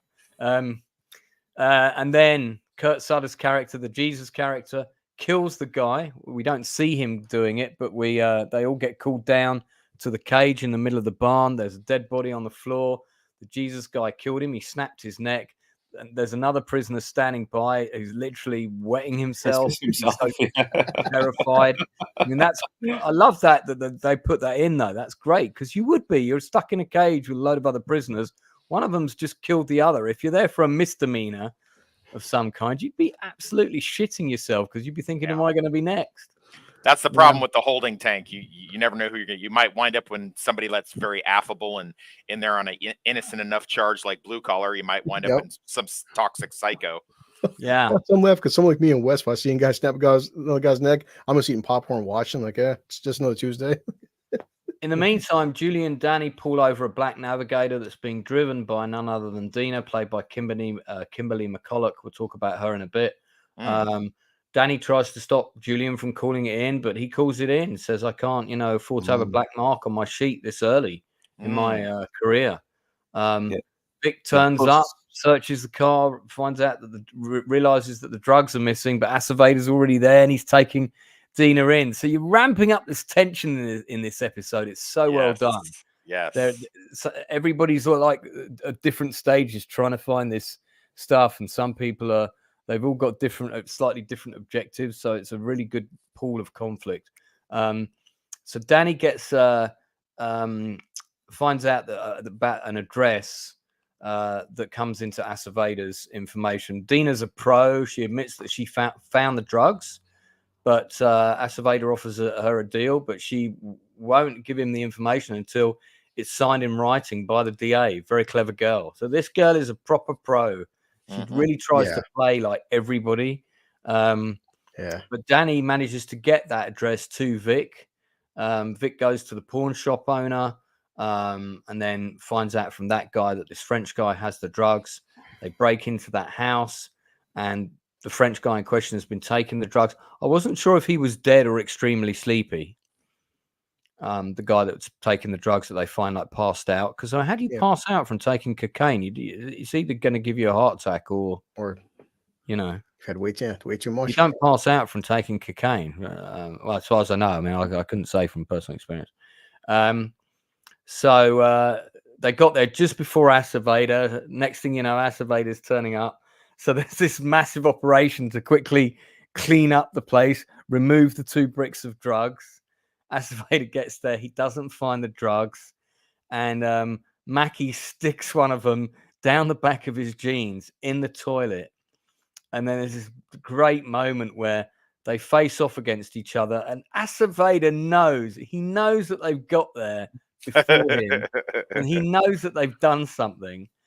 And Vic is so ballsy. He stands right in front of him and goes, treat yourself to a full cavity search if you like. Yeah. And if Acevedo had literally done that there and then and said, Julian, search him, it would have all been over. Yeah. Right. But he's so ballsy with it. It's so good. It's such a great moment. Meanwhile, Danny is with Dutch working on the sergeant's exam back at her home. She gets a call. So she evicts Dutch from the premises. But they agree to meet the same time tomorrow. We see Vic go home and see his family. Julian goes to see his boyfriend. And we find out that Julian's driven past his house loads of times, but hasn't gone back in. So this is the first time they've seen each other properly since he turned up at the station. And then it turns out, as Dutch is parked outside Danny's house, he sees Vic arrive on the door. And, Vic needs comforting over the whole autism thing. He's not with his family. He goes to see Danny. They kiss, and Dutch sees that. And it's like, get the fuck out of here. So Dutch realizes that the woman that he's after is, in fact, sleeping with Vic, his nemesis. This is an absolutely cracking episode. It's got a great self-contained story about the drugs. Really great tension. Every scene ups the stakes. It's really fast-paced. We're introduced to the Armenian mob who are going to come back in the story. It's a really good scene.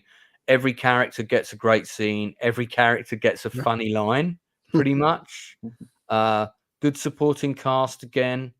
And all of the main players are in this scene. And it advances the story on, the ongoing subplot of the various characters. With Vic's closeness with Danny, Vic trying to make an ally out of Dutch, but ultimately failing because Dutch sees that Vic is sleeping with Danny, who's the object of his affections. Shane fucking up again. It's it's really good. So sticking with plot and story, we'll come on to the acting in a second. Yeah, Blue, just any comments? So much to unpack. I would say the most important aspect is when Julian's talking to Claudette, because what's going on, kid? Talk to Danny. He's not talking to Danny because he knows has loyalties to Vic, and he's like, okay, well, I just seen a fellow police officer do something that I don't agree with. And she said, okay, sit down, kid. The problem is, is it something you can live with? Because you're not only putting yourself in jeopardy, but you're risking 2 lives, your own career and also their career, because even in the police world, people hate a rat. And she's like, how bad is it? And this is the whole part of being a cop. Sometimes cops do things that aren't on the up and up. Like Julian has that naive, like by the book, by the numbers, and people like Wes and Vic Mackey would know that sometimes you got to get your hands dirty. Vic's not always right, but then again, to be a really good cop and detective and a strike force person, you got to sometimes bend the rules to get shit done.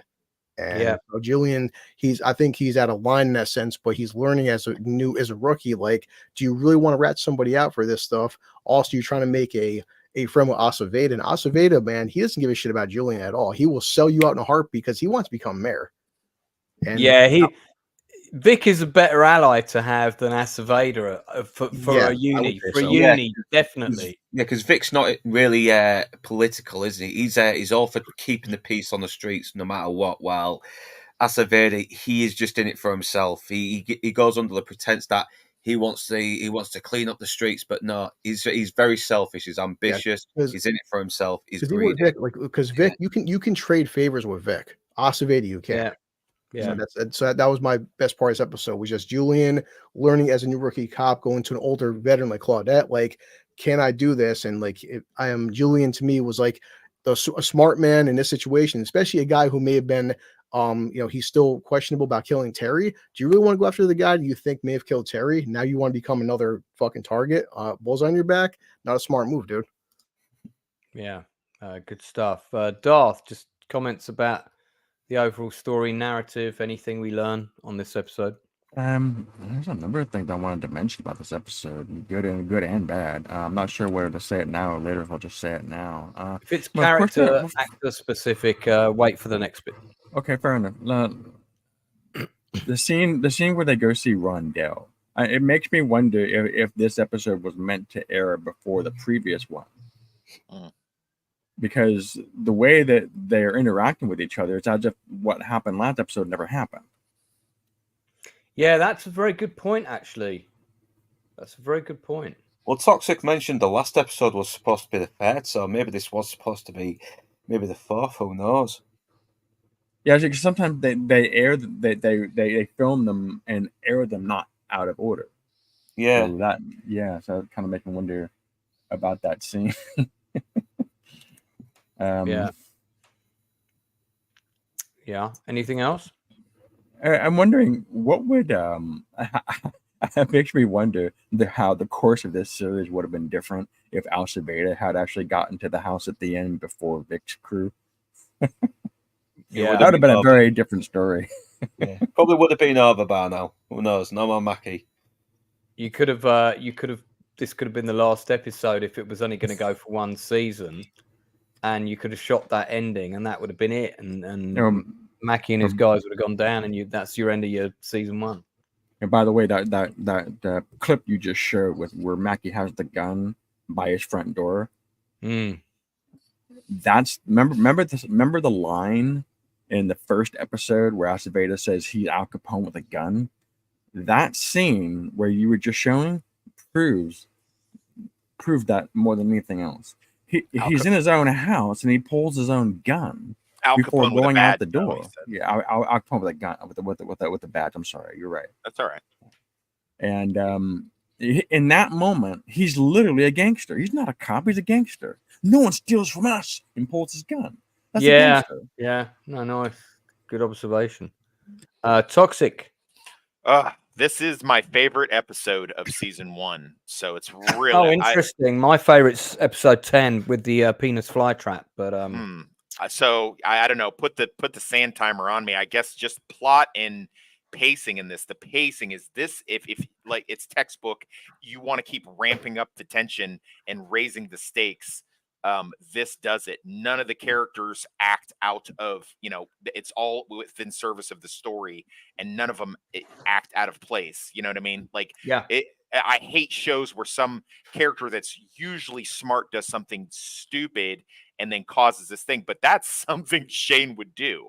And we'll get more into that when you let us go off the rails on characters and stuff. But yeah, I love like I was breathless watching this for the first time. I remember that. And even on a rewatch, I'm like, man, how are you guys getting out of this? Like, because Aceveda was on his ass. So yeah, God, what a great episode. This is so good. It's such a great lucky. That's great. You didn't use up all of your 5 minutes, so I will jump on to Northern, who can have the remainder of your time. Fair enough. Yeah. So what was the question again? Well, what were your thoughts on the overall episode? What did you learn? The story, with story and narrative is what we're really sticking with here. Well, yeah. Well, it is a very intense episode, and it helps us learn that Aceveda is really in it for himself. I mean, that's where I really start to get the gist of him even more. He's like, because compared to him and Mackie is the lesser of the warring evils. And once again, it's just them two going ahead. Trying to stay one step ahead of each other, and that's really good drama. And then you got the personal thing with Mackie that humanizes him. He's worried about his son being autistic because he comes from a generation where stuff like that wasn't really talked about. So he's probably still not very knowledgeable about that subject. And this is still around the time where autism was still very hard to understand even by experts. Yeah. So, and I love those little moments. And we learn a bit more that Walton Goggins is kind of not the brightest guy in the uniform. He's loyal, but at the same time, he's kind of impulsive as well. He's not very impulsive. Yeah, he is. He's not always sharp. He gives into his impulses a bit more, like you said, and he makes mistakes. He fucks up because he didn't have enough discipline to maintain it. Yeah, all very good stuff. Yeah, it's a great episode. All right, let's move on to cast. So we'll talk about. Don't forget your. I'm sorry. Don't forget your super chat, Lance. Thank you very much for reminding me. Yeah, it came by earlier. It was RRTNZ. Thank you for reminding me. Good show. Helped launch Walton Goggins. It certainly did. And the Hateful Eight secured his career after this, if I remember rightly. We'll talk about the supporting cast first. So the guest actors on this show. So we've got some that we talked about last week, recurring supporting cast. So we didn't need to get into their careers. Brent Rome is back as Tomas. Kimberly McCulloch, I do want to talk about. We've got Ken Davidian as the older Armenian, Borat's business partner. Amy Moon as Amy. So she literally got a character with the same name. And then you've got a couple of character actors like Robert Miano playing the store owner and so on. So we'll have a quick look at Kimberly McCulloch. She did a High School Musical, funnily enough.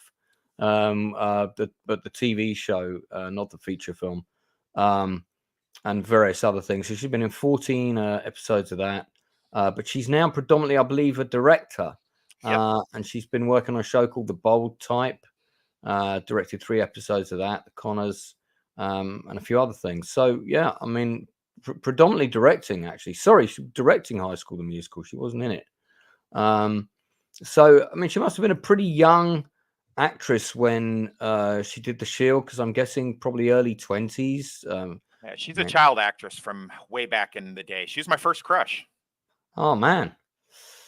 So she was in General Hospital when I used to be. There you go. Yeah, damn. She did she's got 32 acting credits, but one of them is 1,273 episodes of General Hospital. Yeah, my grandma used to babysit me, she watched General Hospital, and she and I are about the same age, and she was my first crush growing up. Right. Okay. So that's pretty interesting. So she's been on that show kind of on and off. Yes, she's So basically grown up on that show. Yeah, that's like the sort of, the paycheck that puts food on the table that she can keep going back to. Oh yeah, kind of thing. Yeah, well, a really interesting career. I tell you what, she'd be a great person to do an interview with. I might see if I can get her on. Oh, get me on with her, please. Even though she's really chunked out, I'd still throw a shot into her. Dude, you can't say that. Oh, I meant I would love to discuss movie and film. You just wrote yourself out of being co-host of that interview.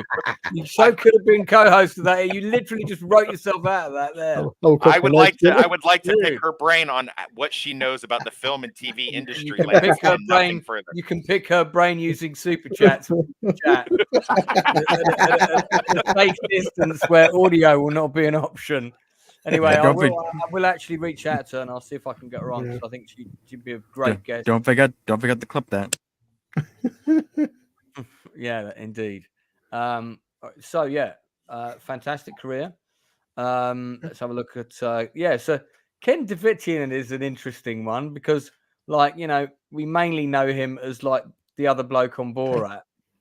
So I was kind of curious to see what else he's done, and he has got 154 acting credits. Wow. A couple of producer credits, a couple of music credits, and he has played like a lot of sort of Eastern European gangster types. He's done a few short films as well, but he's done a lot of stuff that I haven't seen. I mean, I've never seen Mr. Mayfair, but there appears to be a few sequels there. He was in. Do you guys remember him in Cobra Kai? He was in 3 episodes of Cobra Kai. So what? I do. I'm gonna have to read. Yeah, he's the landlord. He's the guy who owns the mall. Right. That He's Johnny also, Barkley dojo. He's also in Price of Freedom. He's also in Roe versus Wade, the movie. That's a controversial one, of course. And he's in a movie called The Walk of Shame, which after that role in Borat with his hairy ass, I'm not surprised he's in a movie called Walk of Shame. But I mean, he must be not only talented, but he must be a really nice guy. Because if you look, he's not stopping working, is he? He's constantly working. So, so clearly someone to work with. I love this photo of him. Oh yeah, right, isn't it? It's like, boy, you can cast me as Scarface. Look at my headshot. Yeah. So yeah, it looks like he wants to buy my flat and turn it into a shopping mall. He does. Yeah. Do you think that's likely? Oh, do they need another shopping mall where you live? Yeah, but it'll be empty just like the others. Yeah, that's kind of where I was going with that. They're all empty now, aren't they?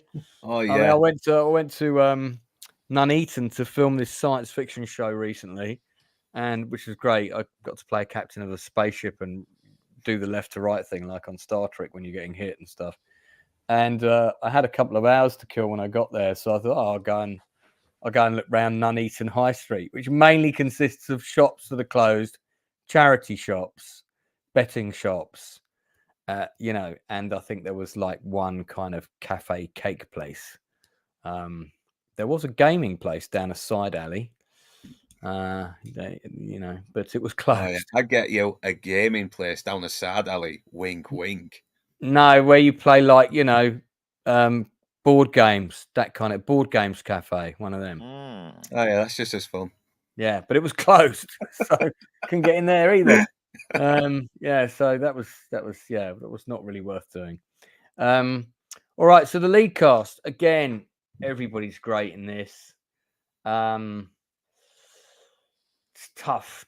This is a tough ask to. I mean, this episode very much revolves around Julian's conscience. When you think about it, and is he going to say anything, or isn't he going to say anything? Michael Jace is very good in this episode, putting aside present real life circumstances and all of that, because we've already discussed that on episode 1 of this. So I'm going to hold off on my decision at the moment. I'll go to my panel. Do you have a favorite actor in this episode, or one you want to give a particular shout out to for a particular scene, Blue? No, still a checklist because there's so much to unpack, but he has the most to do. He's battling Aceveda. He's also battling the incompetency of Shane, also battling being a father because, and not to go on a tangent, but like in The Accountant with Ben Affleck, I do love one my favorite scene. Ben Affleck's father says, "Will he ever be normal?" And the psychiatrist says, "Well, define normal." Same thing with Vic. Vic says, can you fix my son? He's like, he's a normal 5-year-old. He's just a kid. There's nothing wrong with him. Can you like fix his autism? And like Vic's not comprehending the fact that this is a lifelong thing. He's like, what's gonna happen to my kid? He'll get older, he'll grow. It's like, but there's no fixing what's wrong with It's him. kind of like dyslexia, isn't it? Not many people spoke of it during his time as a kid. So Especially 20 years ago. I mean, the past 20 years, how much more have we learned about that? But this is 2002. So Vic's not understanding. Like he's thinking his kid, there's something serious wrong with this kid, not fully understanding autism. So Vic is, for me, has the most to do this episode. And we'll get into it later, Lance. My favorite scene is between Vic and Aceveda. I think it's his macho mentality as well, isn't it? That he wants his kid to grow up to be a bit of a jock and like him, to understand that his kid's got all these learning difficulties and he's going to be one of those special kids that other people have. He can't accept that. His kid's got to be having a kid on a blue bus. Yeah, because it's kind of like a weakness, isn't it? You can't have any, you're a strong man. You can't afford to have any weakness on you. It's and it's kind of part of his pride as well. Before I ask Darth the same question, I've got to say, Toxic, is this guy related to you? Because there's a very striking similarity. Yeah, he could be me with tattoos or one of my brothers for sure. Not as big. There you go. So, Darth, do you have a favorite actor in this episode? Or do you think somebody wins the day in the acting plaudits? I do. I'm going to go with Shane. He said this is the first episode where he really starts to unravel. He shows that he's a risk to the rest of the team. Yeah. And for stupid stuff too. Yeah, that's very key in the overall story arc for his character and the show. That's right. I'm going to go with Shane on that. But however, I do have to kind of cheat a little bit and do an honorable mention for Aceveda. This is a wonderful episode for Aceveda because he's just on the warpath. Agreed. And I love watching it. Yeah, no, I would agree. Well, Toxic, you're next. I'll give this one to checklist to Vic. It's a tough call, man. Everybody really brings their A game in this one, but yeah, Vic is, this. I heard it quoted somewhere where someone says this episode really shows Vic's ability to compartmentalize and to kind of jump from one problem to another without like getting overwhelmed and letting it sink. And he's really he really holds his guys together and is able to utilize all of his talents to not only handle the professional stuff but the corrupt stuff they're doing on the side to deal with this huge problem, and takes a shot at his personal life too and has to kind of pivot and deal with that all simultaneously. So I thought it was it's great acting, and I'll get to later. I'll talk more about it if you give me a chance. Sure. Okay, you can do that in the wrap up. Northern. Yeah, probably Shane because he is proving more and more to be a liability, and obviously this whole thing with the young cop that they shot on the first episode is really getting to him as well, and it does add the tension. He's been very loyal with Mac, but at the same time, it's looking like the chickens are gonna come home to roost with him. I mean, he's already almost got in trouble with the Black Navigator with his squeeze, and Walton Goggins really does sell it as well. I mean, you can really feel that this guy is his mind is going in 8 different directions at once. He knows the walls are closing in on him. Yeah, I'd probably give this episode to Walton Goggins. It's a toss-up between him and Michael Jace. Kimberly McCulloch is very good as well as the sort of main guest of the week. And I could easily give it to Vic. But Vic is consistently good. So I'm always looking to see what other people are doing with their characters as they unfold and to define them. And yeah, Walton Goggins does kind of show all the sides to him, how stupid he can be, how high-strung he can be, how defensive he can be. and how occasionally he can be effective when he puts his mind to it. But yeah, he's also impulsive and prone to make stupid mistakes. So I give Kurt Sutter an honourable mention for really standing out in an episode where he has absolutely no dialogue. Yeah, all he has to do is just stand there and give a look, and that's it. Yeah, that's something. That's always something. I love that. Yeah, acting is often just about one look in a scene that can change everything. And and I do like Catherine Dent as well, because she is a very strong character. But once again, she's not a Mary Sue because the Mary Sues were a thing back then. They actually wrote characters realistically. And she comes across like a really strong police officer who's not overpowering men twice her size. She has her limits, but she still has a strength to her.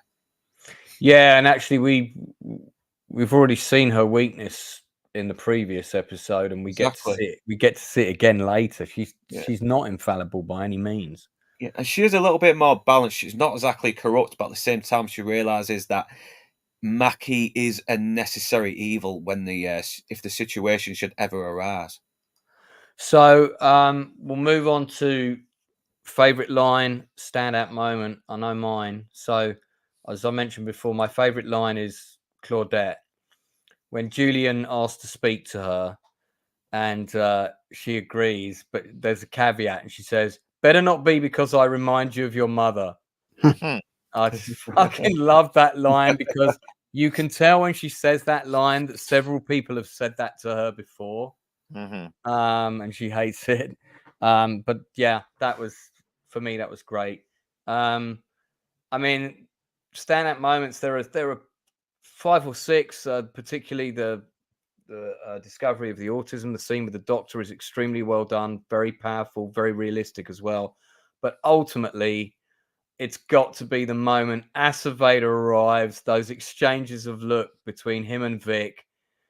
Vic really ballsy. No, he's got a full like kilo of cocaine shoved down his jeans. Treat me to a full cavity search if you like. So calm, like he preps himself in the mirror just before he flushes the toilet, comes out, and then you've those looks on Benito Martinez's face. Two outstanding actors in that scene. With 2 weak actors, that scene wouldn't have been anywhere near as good. And also, the editors know how to cut this stuff as well. They know how to cut these performances together. Yeah. Well, plus they don't catch it too. He's also looking over at Julian because Julian's one tipped him off, but the strike team doesn't notice. He's looking at Julian almost like as confirmation, like you told me that these guys are doing this, and now he's more. There's that awkward exchange between those two. Like, you're the reason I'm looking for this shit and I can't find it. Like, yeah, it's good. Blue, you got a favorite line or my favorite line said it's, and I want to ask Lord Tox this later as a writer, that when Vic was talking to Aceveda, he says, I know you blame me for Terrier's death, and if I could, I would take that back. Now, what is the line, Wes? Because you write stuff that something along the lines of like, if you keep telling a lie long enough, you start to believe it. Yeah. Okay. I feel like that's the closest Vic actually until later seasons. That's the closest he does to actually owning up to it. And it's almost like he's trying to convince himself. That's exactly what it was. He definitely is trying to convince himself. Yeah, because like remember Shane, because Shane's like, he's like, Vic, we killed the cop. He looks at Shane, he's like, we didn't kill the cop. It's like, was Lamb and Ronnie didn't clear the room. T-Bone killed Terry, and now he's telling Aceveda, I know you blame me for Terry's death, but like, you know what? If I could take that back, I would. And he's even saying out loud, he's not admitting to at all to killing Terry. So like you're saying, Wes, I feel like he's telling himself, if I keep saying this shit out loud enough times, I'm gonna start to believe that I really didn't kill the guy. Right. So that's why I felt that was a powerful scene. And I still do wonder, because we talked about this episode too, Vic did kill Terry, but I never got the vibe that like he enjoyed killing him. It's like I had no choice, but like I didn't enjoy it. Maybe there's some part of me wants to believe the guy's got regret for killing somebody, that like he's not bragging about killing him. It's like, I did this shit, and when he says Aceveda, if I could take it back, I would. Does he actually believe that? Yeah. No, he definitely. He believes that for sure. Yeah. Yeah, he is definitely haunted by it, because you see him pumping iron in the previous episodes, and you can really see on his face he is not happy about it, but he probably is trying to convince himself, if I hadn't have done it, my men would have gone to jail. I stick by my men. Yeah. Hey, can we recognize any of those tasty treats in that vending machine. Darth, what ones there are your favorites?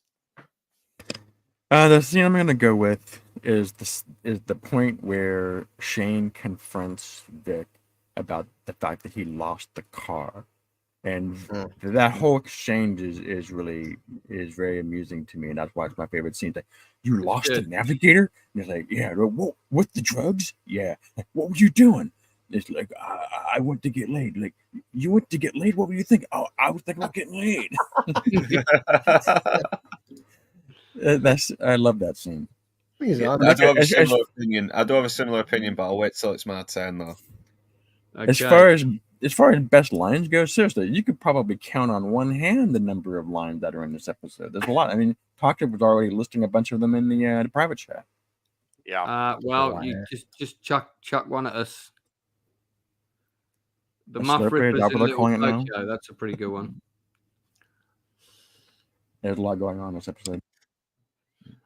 Lord Toxic.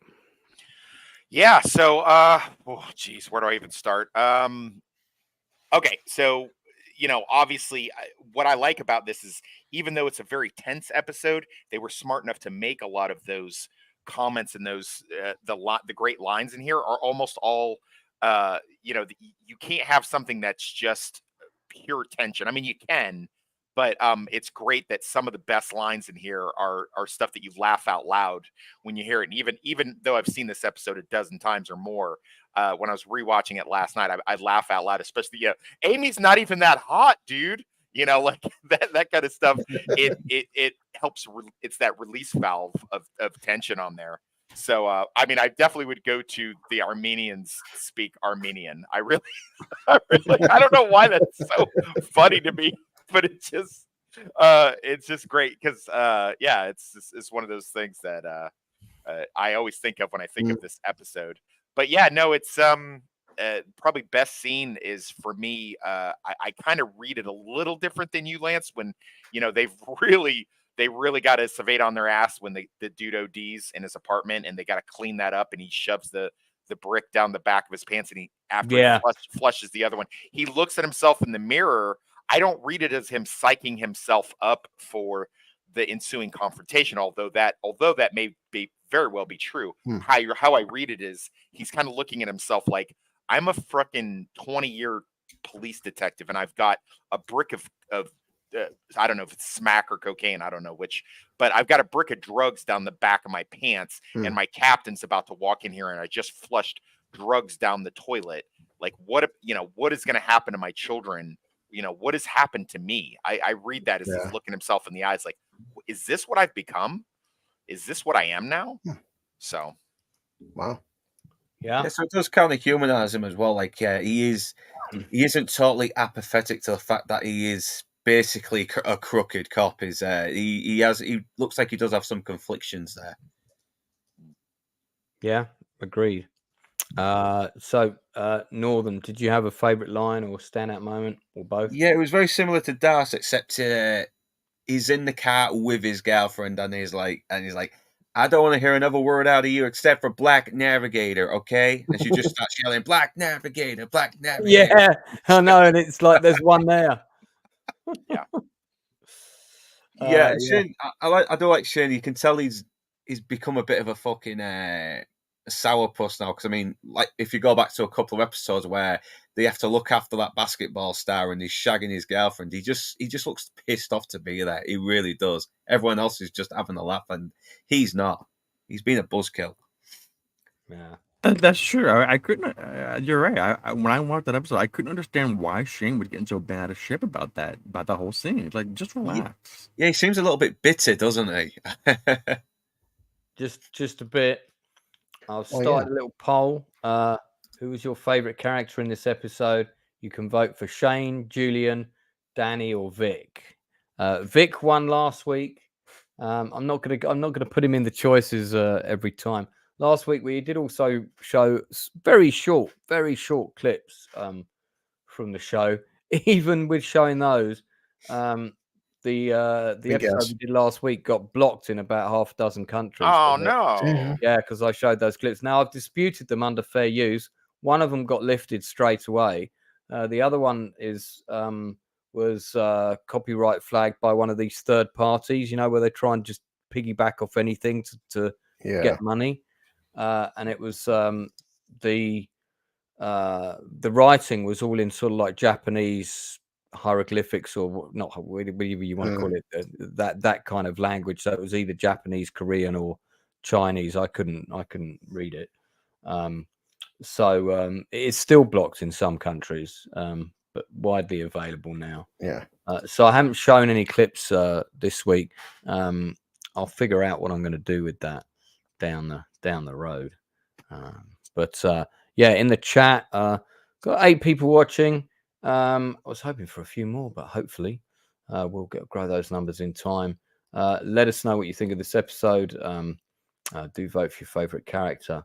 Let's see. So far at the moment, Vic is in the lead with 50% of the vote. So yeah, let us know. Yeah, so score out of 10 then, and just kind of final thoughts on this episode. I mean, this episode is an absolute masterclass in writing, especially the setup, the first act, the sequence of events, and the information you learn prior to the titles sets up the episode beautifully. You're in for a wild ride. The stakes are raised very quickly when the drugs go missing. And then the rest of the episode is a race against time. Who's going to get to those drugs first? Vic's career is on the line. We've got a decent performance from our supporting cast, particularly Kimberly McCulloch. Some really emotional scenes, lots more of additional information for the ongoing storyline. The autism diagnosis becomes official. Vic's manhood is undermined by that. We get the further introduction of the Armenian mob, and just kind of the fact that the Jesus character kills a guy who threatened him, shoots somebody in the head without even thinking about it, during the raid, just goes to show how serious these people are. And I think it's quite deliberate that we're given, we know that these are serious people, much more hard-hitting than your standard gangbangers. Yeah, so it's a good, and it's also quite a funny episode. There's quite a few funny moments in it. And then the other sort of little subplot, which we've kind of ignored a little bit, is the ongoing narrative of Dutch really likes Danny, and then he finds out that Vic is actually seeing her again, and she's prepared to be there for him in more ways than one, emotionally, when he needs her. And that, for Dutch, that's heartbreaking, because he is that kid that never got the girl at school, which when we get to episode 10, we'll get proper into that, because that's such a good episode. He's also kind of that kid who was a bit up himself to the point where the other kids are gonna fucking pick on him because he is a bit up himself. Yeah. I mean, you always have that kid. Director Tony K of American History X is in the chat. Welcome back, Tony. Good to see you again. And if you are ever up for that interview, mate, please let me know. I'd love to have you on. He's seeing The Usual Suspects again. Blue, Toxic, and Bastard. Sounds like a heavy metal group. Yes. I think we could well be. I don't know what the vocals would be like, but wouldn't be a bad idea. We could call ourselves the Outcasts. There you go. Yeah, talk about a chew the fat topic. Usual Suspects. That would be a good. That would be a good chew the fat. Do you know what? I rewatched that film. I think it was about 7 years ago. I put the DVD on, and for the first hour of it, I was pretty bored. Really? Yeah. And I was surprised because I saw it at the cinema. I loved it. I saw it when it came out on video. I liked it again. I bought the DVD of it, but just didn't watch it. I just wanted it in my possession. And I didn't watch it until, I think it was about 2006 or something like that. And I just wasn't very engaged by it. Maybe as a movie, it works better as one that engages you on the big screen, and all the surprises have that real revelation, That's true. Well, it's different for me. I think the second time I watched it was when I liked it, but I've rarely watched it, but I think it's coming up to 30 years now since its release. I mean, it's getting probably coming up to 30 or 40 years for quite a lot of films. So we could do like a 30-year commemorate it. We could do, yeah. I mean, let me know. I'm down. Yeah, I'm date down. on that. I'd like to do that for sure. I know I'm going to be doing a Chew the Fat on Hannibal Brooks with The Inside Man, which is one of the movies that appears in my book, which I'll give a quick plug about in a minute. So this episode for me, 10 out of 10, without not even debatable, in my opinion. It's a 10 out of 10, straight off the bat. Blue, final thoughts, rating out of 10. Oh, same. God, I don't want to give them all 10, but certain ones you have to give a 10, and we'll keep saying this, Lance. Everything we discussed from Spartacus to Masters of the Air and Band of Brothers, this show in a 45-minute show, and they're smart to build up tension during the credits. And how can you unpack this put this much footage into 45 minutes? This is more complex than 2-hour movies I've seen. And that's what makes the show so fantastic. And the fact, when you think of the stakes and the tension in this episode, bearing in mind that this was written in 2002. Yeah. So you think of the various bodies of work that younger writers have got to look at now and be inspired by and say, yeah, my writing needs to be as good as that. The guy that I'm writing the script for at the moment, Craig Fairbrass, how me and him met is because of this show. This is why The Shield is why we ended up working together. I went to see a play at the theatre. He was there. And I just went up to him and said, Craig, I feel like I know you already. We've got so many friends in common. We got talking. I said, I'll see you at the bar afterwards. And I was there with my casting director and was telling him about something I'd filmed. Unfortunately, I had the pitch pack in my bag with me. So once he saw that, he was like, well, we should work together then. And I said, well, you know what? I've always wanted to do a British version of The Shield. And he just went apeshit. He was like, oh my God, I love that show. You write it for me and I'm in it. And that was the one that went all the way to the top of Amazon. And everybody said it was going to get the green light. And then that policeman killed that woman during COVID. You guys have probably heard the story, right? Where he basically was a plainclothes detective, worked for a specialist unit, and he was a pervert. And he was out driving around while the lockdown was still sort of semi in progress. Yeah, saw this woman walking back to her flat with some shopping, arrested her for being, out during lockdown or whatever. Would have been nonsensical, but obviously she was compliant. And then basically, he drove her away, raped her and killed her. And that story broke the week we were waiting for the yes or no on our British drama series about a corrupt cop who kills someone in the first episode. We got a very similar setup to The Shield, and so it was a no, and then the project was dead. No one wanted to touch it, but it might get made another time. We'll see. It's an incredibly strong script. So I've even made connections in the industry because of this show, because of you meet somebody else who loves it and they want to do something similar to it, and you get talking, and boom. And I've worked with Craig 3 times now. That's down to The Shield, partly. Well, as in all of us on the panel can attest to. I mean, you think names, I can just close my eyes and say, hey, Vic, there's Julian, there's Aceveda, there's Shane. I can tell you everybody in the show, Claudette, like Dutch, but then Exactly. watch Agatha. Besides Agatha, there's five people on screen. What's any of these characters' name? Girl. Actually, girl, you know girl, what? We'll do a little experiment with that just before we wrap up. Thank you, Blue, for planting that seed. But let me just hear overall thoughts and ratings from. So, was it a 10 from you as well? 100%, yeah. Yeah. So, Darth, rating out of 10. Any final thoughts quickly? I'm gonna come back to Blue's suggestion. Yeah, I'm gonna give it a 10 for sure. But I wanted to mention something, and I don't want to suck Josh out of the room, but I think there is one flaw in this episode. And that is, it was good to look at those. I have a feeling that Margot Dezarian's character is actually not written very well. Unpopular opinion. Agreed. No, agreed. Which character is that? Sorry, Margot Dezarian. The Armenian gangster. Yeah, because they're trying to say that he's this psychotic killer on the one hand, and on the other, he's this master criminal that's never been convicted. Right. It seems like you can't have it both ways. So he's sitting there doing dope, with his own dope. That doesn't make any sense at all. I don't know a whole lot about the criminal business world, but I'm pretty certain that you shouldn't be doing your own dope. Whoever is above you isn't going to like that. That's not a very smart thing to do. That doesn't strike me as a master criminal.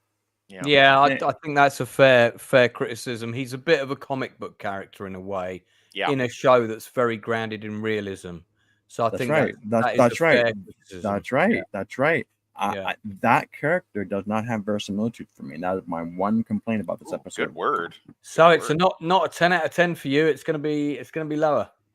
Yeah, I'm gonna give it a 10 despite that. Oh, okay. All right. Okay, maybe I'm cheating a little bit. I'll say 9.9. Toxic. Yeah, so 10 out of 10. Just it's everybody's firing on all cylinders throughout the whole episode. The tension is unbearable. Even though I know the outcome, I'm still was last night watching this with my ex, who is a cop, and she was just like, "Wow, is this what the show's always like?" And I'm like, for the most part. And although she did point out same thing as Darth, they switch up from saying Black Navigator to Blue Navigator, so that was a good catch. All the dialogue is great, especially the funny stuff.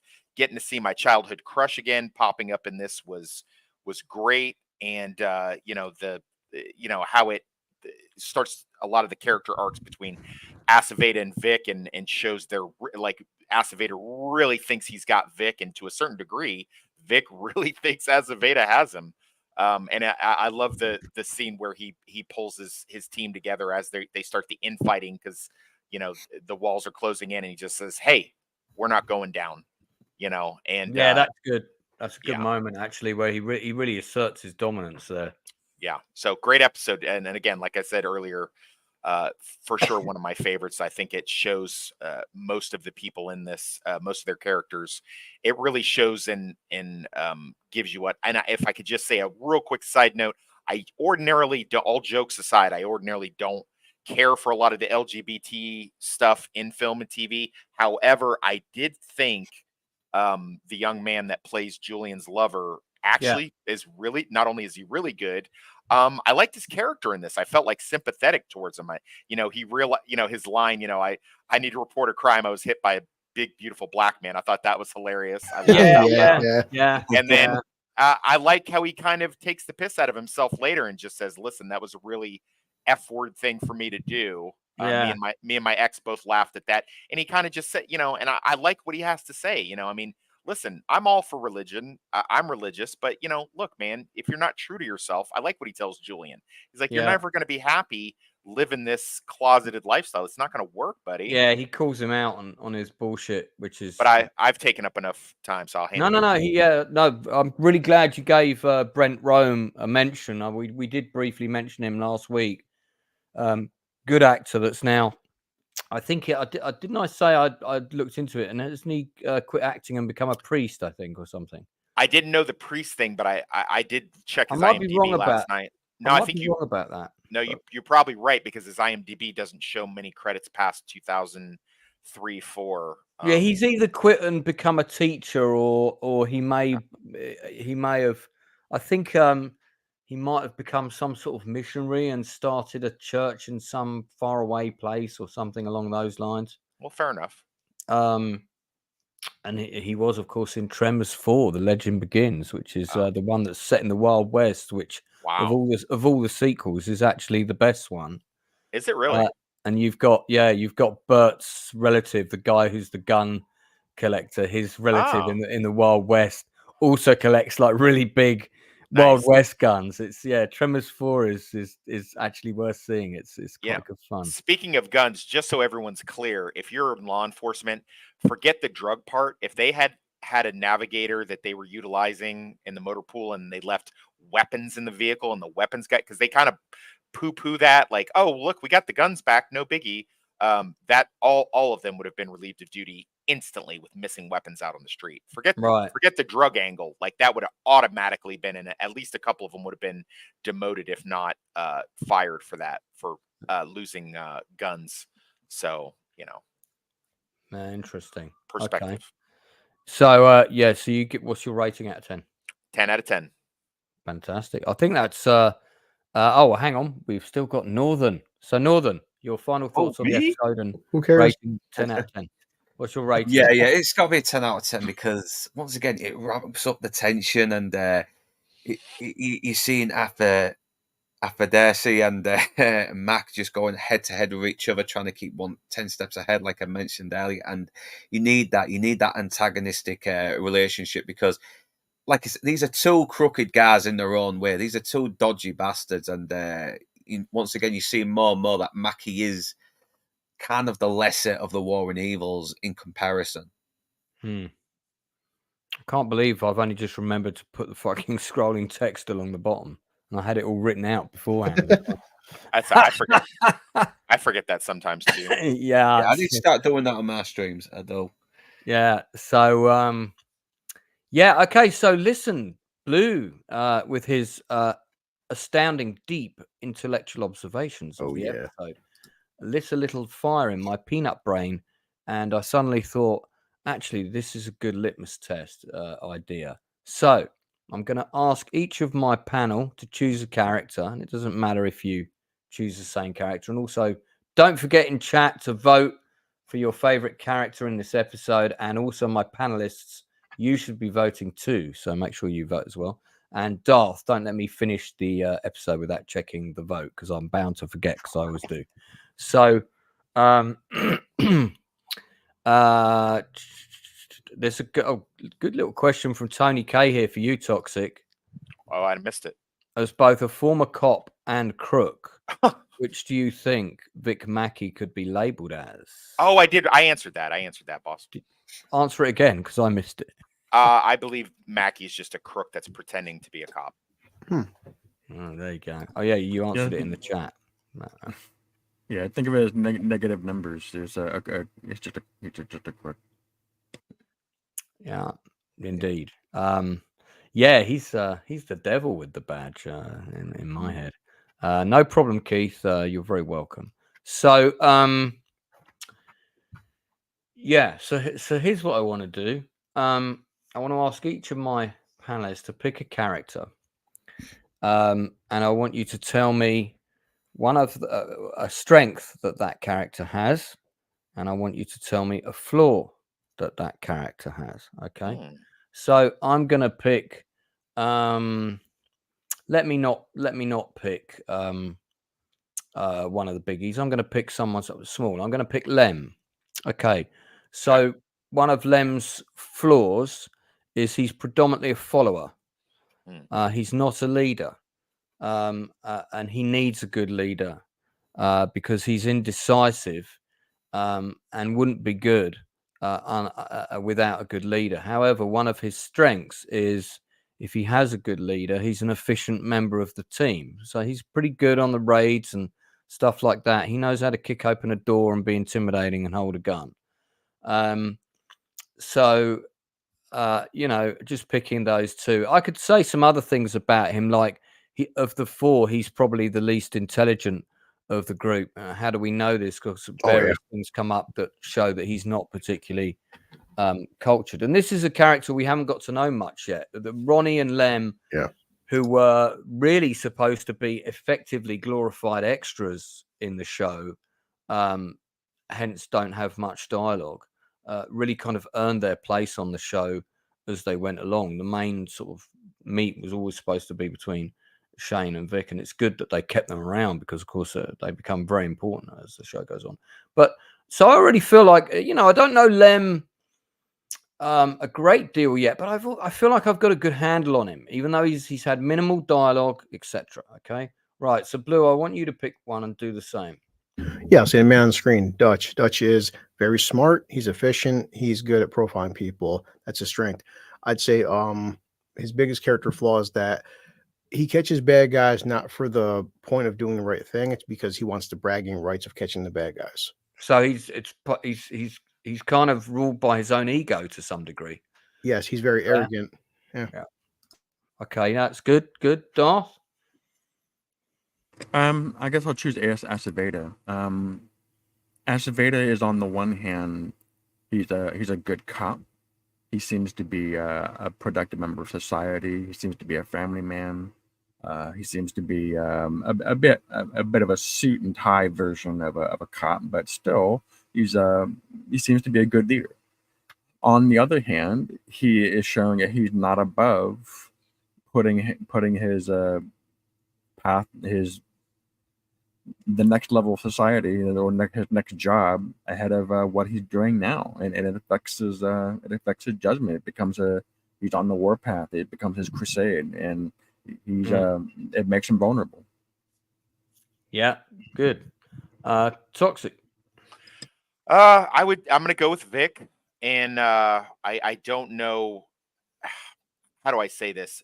Well, for sure, his strength is his Hold it there on the pictures, please. Sorry, Toxic. Carry on. Vic's ability to multitask and to be in these different places and kind of keep all these plates in the air spinning at the same time is definitely one of his strengths, and as you indicated too as well, his leadership ability to just say, hey, listen, this is a problem, I've got another solution for it, we're gonna fix this thing. That's definitely one of his greatest strengths. But one of his greatest flaws, and on this rewatch, thank you so much for having me do this rewatch, because I realize even now, Vic justifies things too much. This same thing that he hates about criminals, he himself is doing. I don't have enough money to take care of my sick son. I justify it by doing this. I don't have enough time in order to make all of these things happen at the same time. I will sacrifice people. I don't have enough resources, so I will use favors with people who trust me. Danny trusts me as a leader and as a mentor, and I'm going to use my relationship with her for when I don't want to talk to my wife and I don't want to deal with it. So I'll use her for sex, and I'll also use her to get me out of this hot water me and my men have done. And instead of teaching Shane how better to utilize his talents, he just basically ostracizes him and kind of treats him like a whipping dog.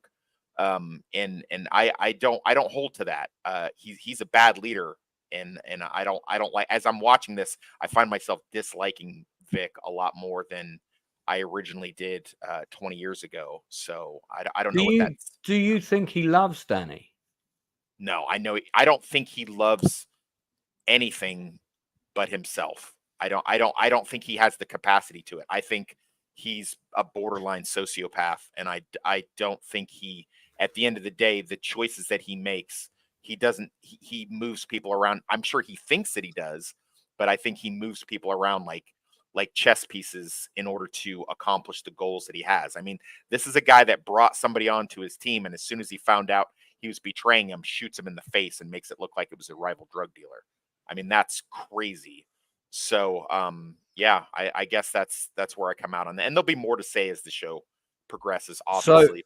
So I just want to take that selection of answers from us all and look at the detailed answers that we all gave to that question. What can you say about the pros and cons about each character? What are their good qualities? What are their flaws? Right, and that's what real human beings are like. We all have strengths. We all have flaws. Most of us are inherently good. Most of us, I like to think, are inherently good and try to be inherently good. And then you have people like Ted Bundy. But Did you want to hear Luke too? I was curious on Luke's answer. Sorry, yeah, Luke. I do give me a bit of time to think things over, because I had my ideas on Vic and Toxic. You had 2 hours. Pick another character. You've seen 5 episodes. Well, tell me what you know about Claudette. I'll put you on the spot.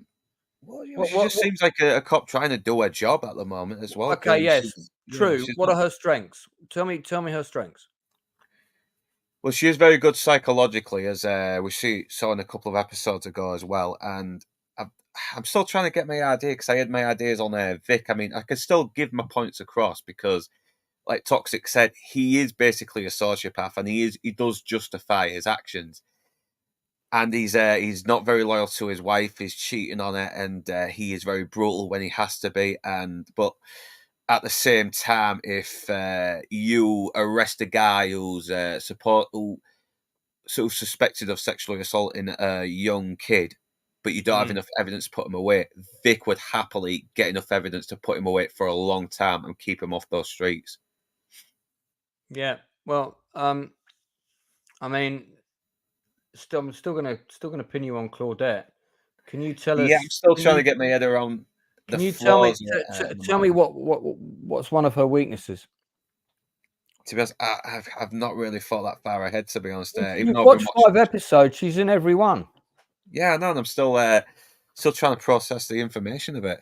I think you're just dreadfully sleepy. Okay. Can Well, I help? Can I help him out? Or Help no? him. yeah, go for it. Tox, jump in Yeah, with sometimes your. some characters take a while to get a pin on. Some don't. Some get Well, very. no, I'm not asking you to pin her down, but there's plenty of information in the 5 episodes for you to point out some flaws and some strengths. Go on, Tox, jump in. Well, I think at this point, you can make an assessment that Claudette, though she's obviously the veteran detective, she has so much stuff that she could be teaching these other younger officers and detectives. But instead, with the exception of Dutch, and even then, she's just kind of like sitting back and punching the clock. We have a word for it in law enforcement and military. It's called being ROAD, ROAD, retired on active duty. She's almost just punching.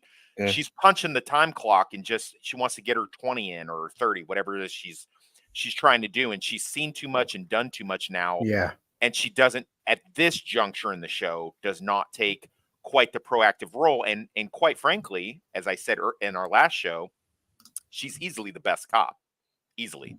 Yeah. Yeah, and I think I actually have got my points on what her flaws is, because in one episode she does actually allow fucking Mackie to do his thing, which is kind of dishonest. So she's kind of willing to bend the laws a little bit if she gets in a desperate situation. Okay, good. Right, okay, so if we applied that same question to the Acolyte, you wouldn't be able to tell me fuck all about those characters in that show. No, sir. Yeah. And I'm not just pointing this out just to be mean, but you look at the quality of the writing in The Shield and compare it to some of the more modern stuff that we've been spooned out. What are people doing? What are they watching? Because there's few shows that you can look at that present you with episodes of this quality. I mean, we've got 7 seasons to go, and The Shield is consistently good. Some people prefer some seasons over others, but I think the show is overall consistently good. Well, there'll be debates about the ending when we get there sometime in the year 2027. Yeah, so I asked that to illustrate the point that it's actually not that hard unless you're northern and you're sleepy, but it's actually not that hard to I got there in the end, though. I got there in the end, but took a while. I mean, you've got we're in episode 5, and you've got a pretty good handle on each character. Vic, very complicated, has certain loyalties, but mainly to himself. He's a deeply flawed man, but he has some good qualities that make you root for him sometimes. He does care about people. He's there for people around his family more than he is for his family sometimes, as we'll see later on in this season. But you can already see the roots of all of that. Claudette, like you said, punching the time clock, but an incredibly good policewoman who's kind of jaded with the job. Underachiever.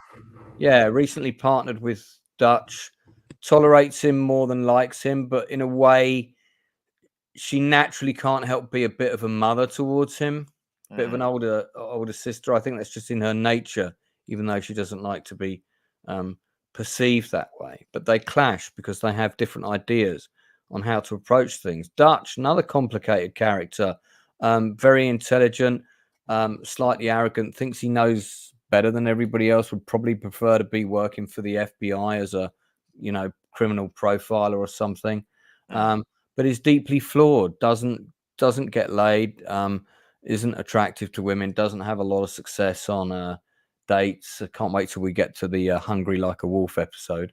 All of that stuff is really great. He's one of my favorite characters, and I absolutely love Jay Carnes, who plays him. He's just perfect actor for that role. Absolutely perfect actor. It's my relationship in the show, I said it before, is between Claudette and Dutch. I can watch those. I could just watch a cop show about the two of them. It wouldn't be as good, but it would still be good. It would still be a good show, and then Julian with his whole religious homosexual dichotomy, and which is a great narrative that's really explored, especially when he turns to the church for help, and then ends up having almost, I think he gets married pretty much, or close as. So we've got all of that to come, but already fantastic groundwork laid with all of these characters. Shane, all of his flaws, you can't help root for him because he's kind of bullied. Really, he's bullied by Vic quite a bit, and he kind of wants to be Vic, but he isn't. He's not capable of being Vic. He's not good enough. But he sort of looks up. He does look up to him, and he tries to emulate him. But he's also he's a fuck up, basically. How he ever became a policeman is something of a mystery. I'd say of all the characters, the one that we never get to know that well is Ronnie, just because he's not very talkative. He's like the silent boy in the class, almost. But yeah, this show, the characters are absolutely its strength. So good. So wow, that episode 5 scored a 50 points out of 50. I should have one of those buttons to press where it goes. Yeah, but that's very good. That's a very high rating. Okay, so we're going to be doing this the same time next week, where we'll be getting into episodes 6 and 7. Don't forget your poll. Yes, I won't forget the poll. Thank you very much. We may have to go slightly later next week because I might be going away on Saturday, and I'm not sure what time I'm coming back. So it might be that we might need to go 1 hour later next week. But if not, it will be at the normal time. Vic is steaming ahead on the poll at 67%. So I'm going to end the poll now. There we are. And the results are in. Vic 66%, Julian 16%, Danny 16%. Shane got no votes. I'm quite surprised because he's he's fun to watch. I would have voted for Shane. Oh, I did tell you to vote. Terrible. So I need to put the poll in from the very beginning next week. We'll do another one, but maybe we won't have Vic as a choice. Well, the thing is, I don't have the YouTube stream up at the same time as StreamYard because it makes my CPU work faster. So I just have the StreamYard. Yeah, I get on my phone to do it, Darth. Just so you know, that makes it complicated. So okay, we're gonna do a little round robin to see what people have got coming up. We're going to be back on Tuesday, 2 days' time, doing the Nielsen ratings. Myself and the Inside Man are going to be doing a special episode of Chew the Fat, possibly on Hannibal Brooks. It might be that we do something else, but I am also expecting to book a couple more interviews pretty soon. So you'll be hearing about those as and when. If you haven't tuned in and checked it out yet, do look at the Gail Ann Hurd interview that I did last Wednesday. Possibly the most nerve-wracking interview I've ever done in my life. But I'm told it went well. Can we have? Has everyone seen it? Yeah, I was there. I watched it. It was a great interview. Yeah, it was all right. Yeah. Anyone? I was also on Open Bar last week, and as a result of that, I got a nice new number of subscribers. So if you're a new subscriber to the channel, thanks very much for coming. We got a couple of new things in the work to help you navigate all the content a little bit, but there's all kinds of stuff around for you to check out. But do check out the Industry Interviews playlist if you want to see more detailed breakdowns and stuff. Check out the Chew the Fat playlist. So we chew the fat. It's a longer discussion like the one today. Gut reaction reviews are very short. So before I turn to my guests, just want to let people know that I have a new book on the way. By that, I say it should be out for Christmas if I really work my arse off. And the book, which is, I'm just going to pull this little still up here. So this is a picture of the Odeon in Surbiton. It's no longer there. Sadly, I think it's a Morrison's now supermarket, and but this is the cinema that I went to see my very first movie at. Does anyone on the panel remember what that was? Anyone? Bueller? Anyone? I Star Wars? It. No, close though. I mean, that was probably number 5, I think, but number 4 or 5. First movie I ever saw at the cinema was a re-release of Oliver the Musical. Oh, wow. And great film to see as a kid because Bill Sykes, played by Oliver Reed, the late Oliver Reed, was absolutely terrifying to me. I was probably about 4 years old when I went to see this. Yeah, he was absolutely terrifying, and I remember kind of like burying my head in my dad's lap. Oh, he's so scary. But yeah, it was a really good film with a lot of fun content, interesting narratives, and it was the first film I saw as a musical. So I didn't then go on to become a massive fan of musicals, although I have got my favorites. But second film I saw on the big screen was Bambi. And right around the same time as that, we saw Candle Shoe. And then it was, I think then it was Star Wars and Jaws. Jaws came out before Star Wars, but I didn't get to see Star Wars until it was Jaws until it was re-released again a year later. So when I was a little bit older. Don't think my parents wanted me to be terrified by a shark. So I got a book coming out. It should launch on December the 1st. I'm going to have a special launch party online. Of course, everyone will be invited. And Andrew Musgrave asked Blade Runner, mate, I was already going to the cinema on my own by the time Blade Runner came out. But Oliver was his second guest. So yeah, so the book, which is basically it's about 100 movies that I've seen that have had an impact on my life. So not necessarily the best films, although there are several of those in there. It's yes, the working title for the book is Silver Screen Journeys, 100 films and cinemas and the people who made them memorable. So it's about when I saw the film, who I saw it with, if that film then took any time from my life, i.e. Bridge Too Far took a lot of time from my life because I visited Arnhem, I got into wargaming, a whole load of other things as a result of watching Bridge Too Far. So it's a sort of an account of all of these, and I'm going from when I first started going on the 70s, and it includes movies I saw on the TV for the first time as well, working right through till the Lord of the Rings movies is where I'm going to end it. So that's where I'm taking it up to. So that should be out for Christmas. So hopefully you guys will buy one. It'd be really great. Okay, so Blue, you got any stuff you want to plug? Tell me what you got coming up on your channel. What's that? Yesterday I did record my video for Wild Robot. I'll get out tomorrow because it's a fantastic kids film. I did like it a lot. This week's complicated, man. I hate working 3 to 11:30 because Joker 2 comes out this week. A lot of people are talking about it, and I'm not sure when I can see it because a lot of theaters are showing stuff at 1, 2 p.m. and you have to be working at 3 o'clock. So I'm not sure when I can see Joker 2. It might have to be a week from today. I'm just really annoyed because I'm curious, is it going to be any good? Is it a musical? Is Lady Gaga going to ruin the movie? But I won't find out probably till like next Sunday. So I hate second shift. Second shift.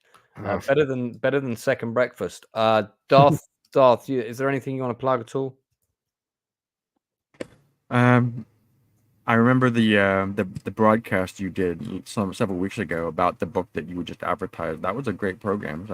I was gonna plug. Maybe people should go back and listen to that stream, but when you were actually listing it all out. Yeah.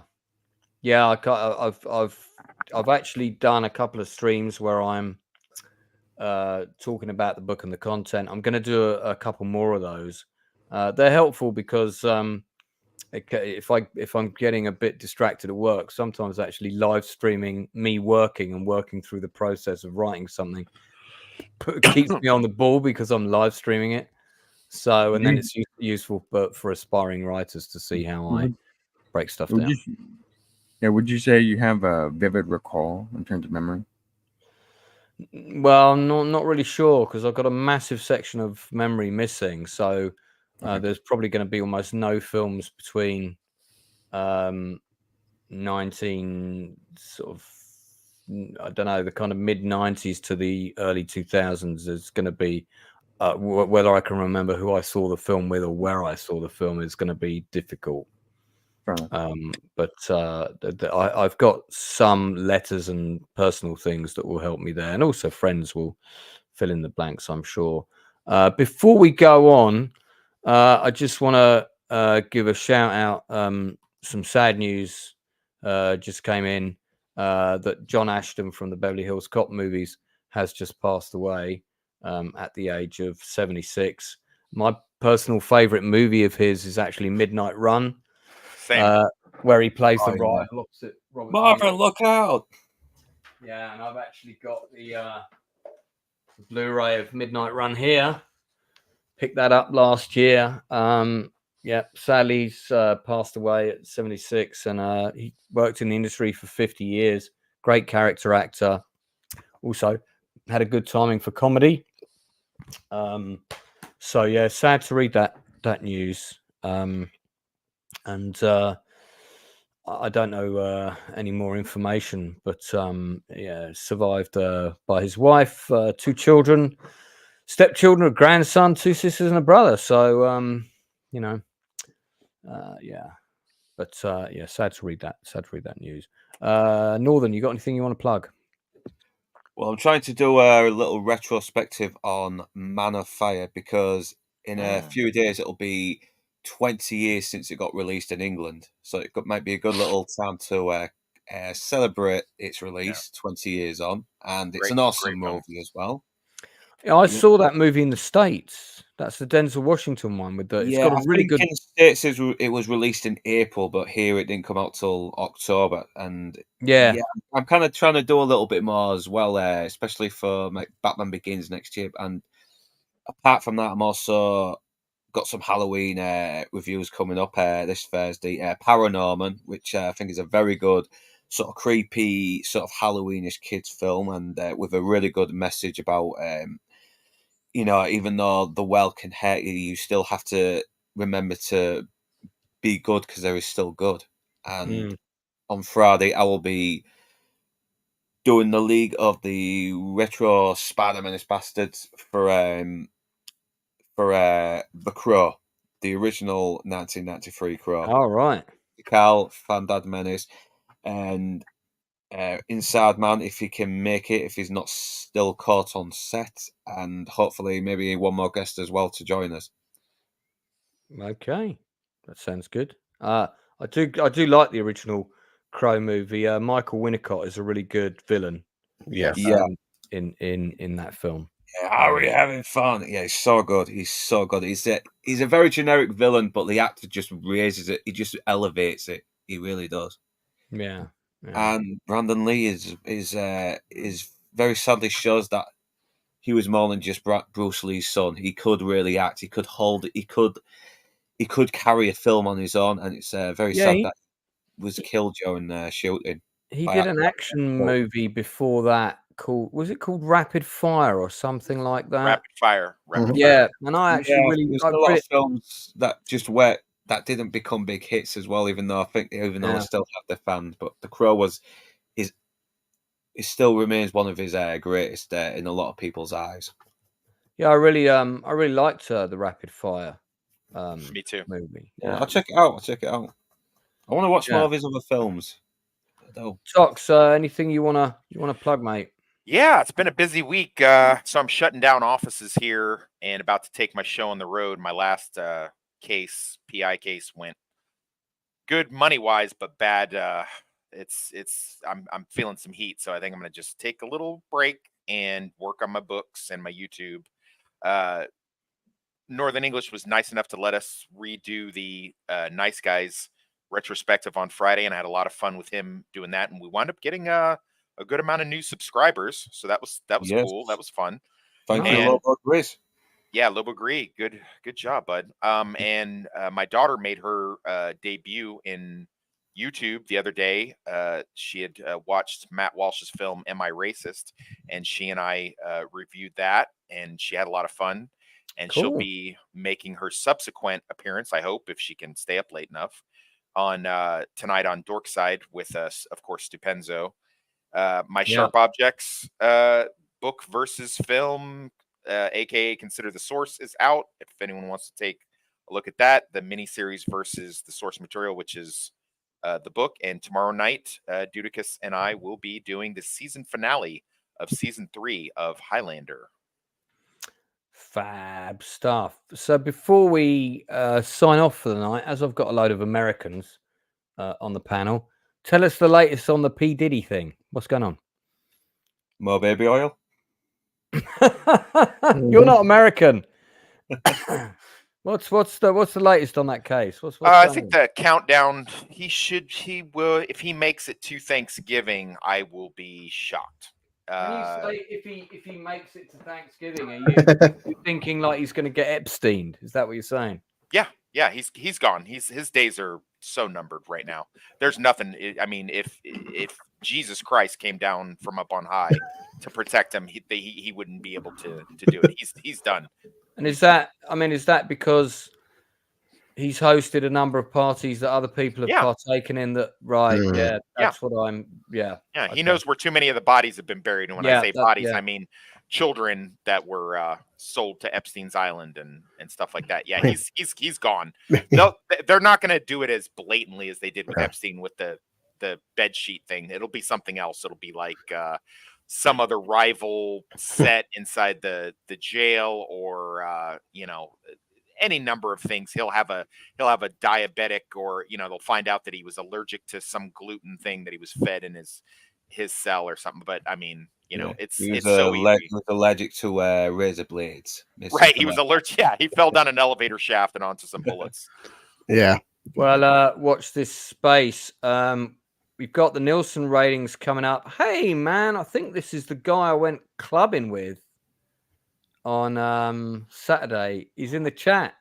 Cool. So wicked. Gareth is one of my clubbing buddies from the Solar Ravers, if it's the same Gareth. I meant to ask you about that, Lance. How long generally do the glow sticks last after the club experience? And does it... Oh, funnily enough, I had glow bracelets on. Sure. Yeah. And but my one was like dead before I left the club. Yes, it is Gareth.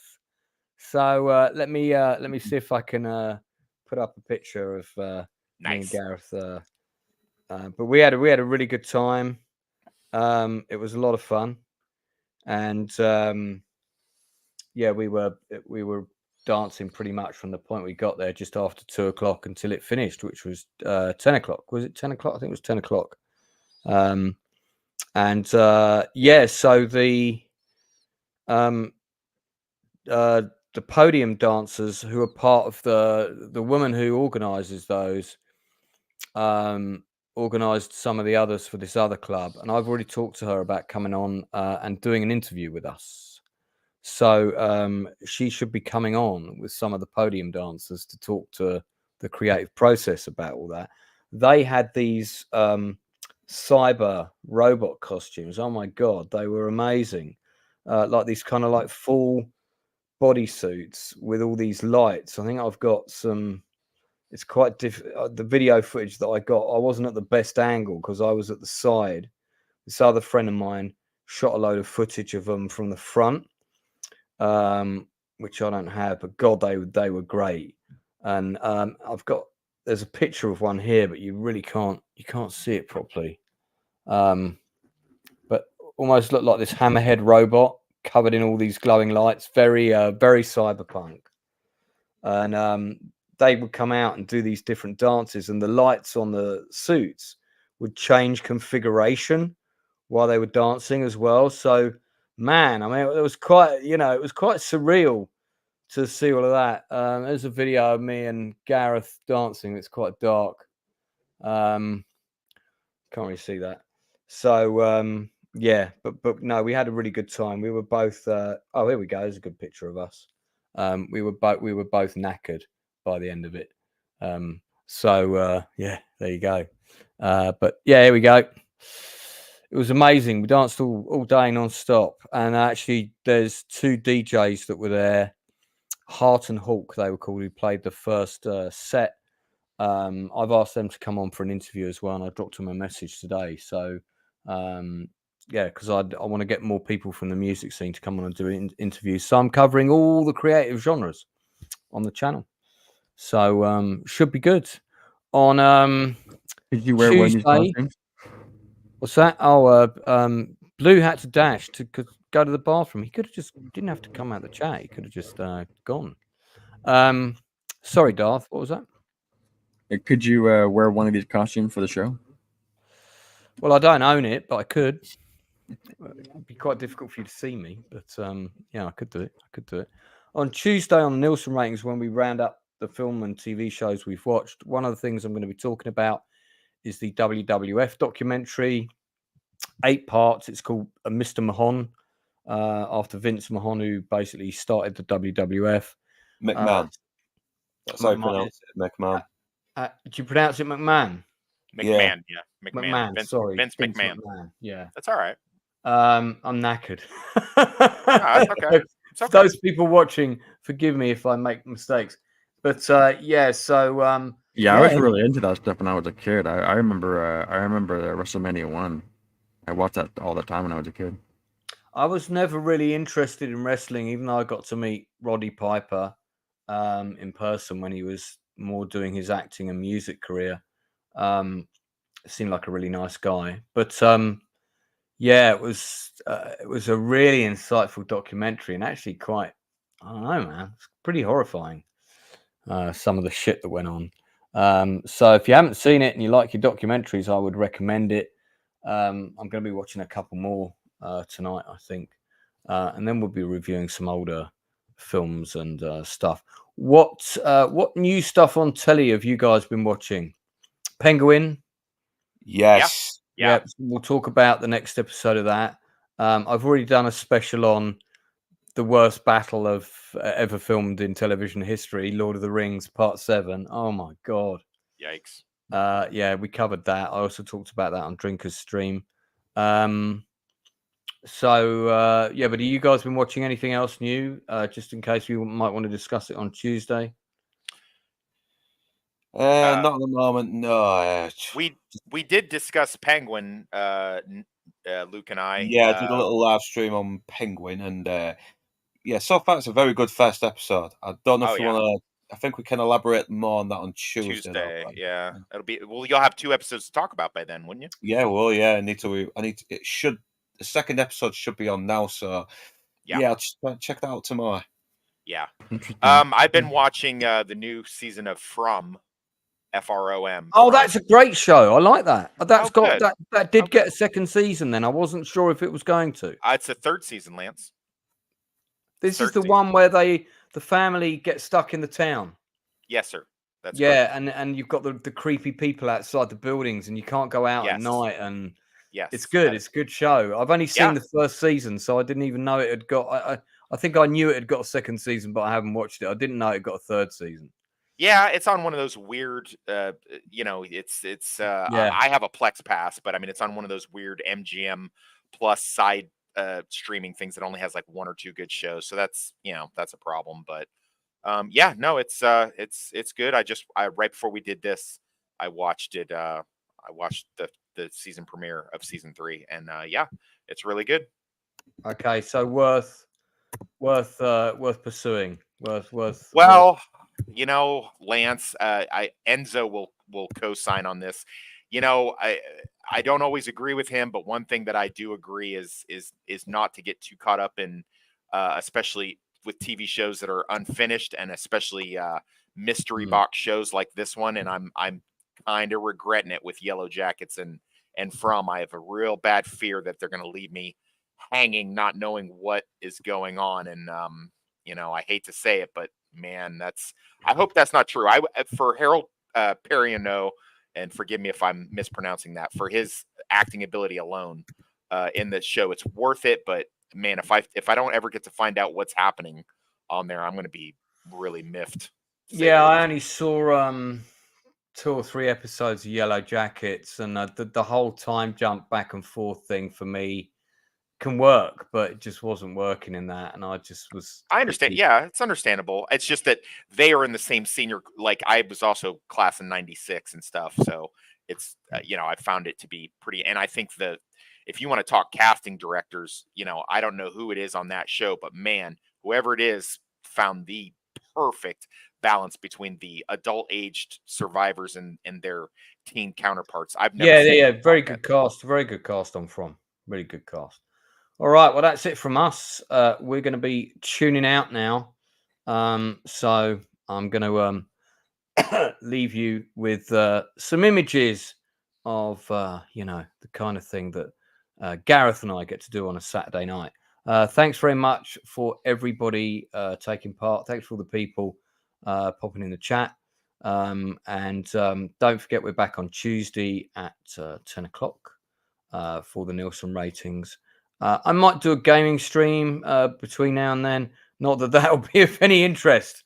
But yeah, so thanks to my panelists, including Blue, who had to dash to the toilet. What did he have for dinner? We'll find out next week. In the meantime, see you. Don't forget to tell the people that you care about that you love them. And also, don't forget, if you are a creative and you have an interesting project, be it a film, book, game, comic, that you're nearing completion and you'd like to come on and talk about it, get in touch with me via the Facebook page, same name, Outcast Creative. I might get you on. And a couple of people have approached me already, and we are sorting that out. So we'll speak to you all again real soon. But for now, we've got to go dancing.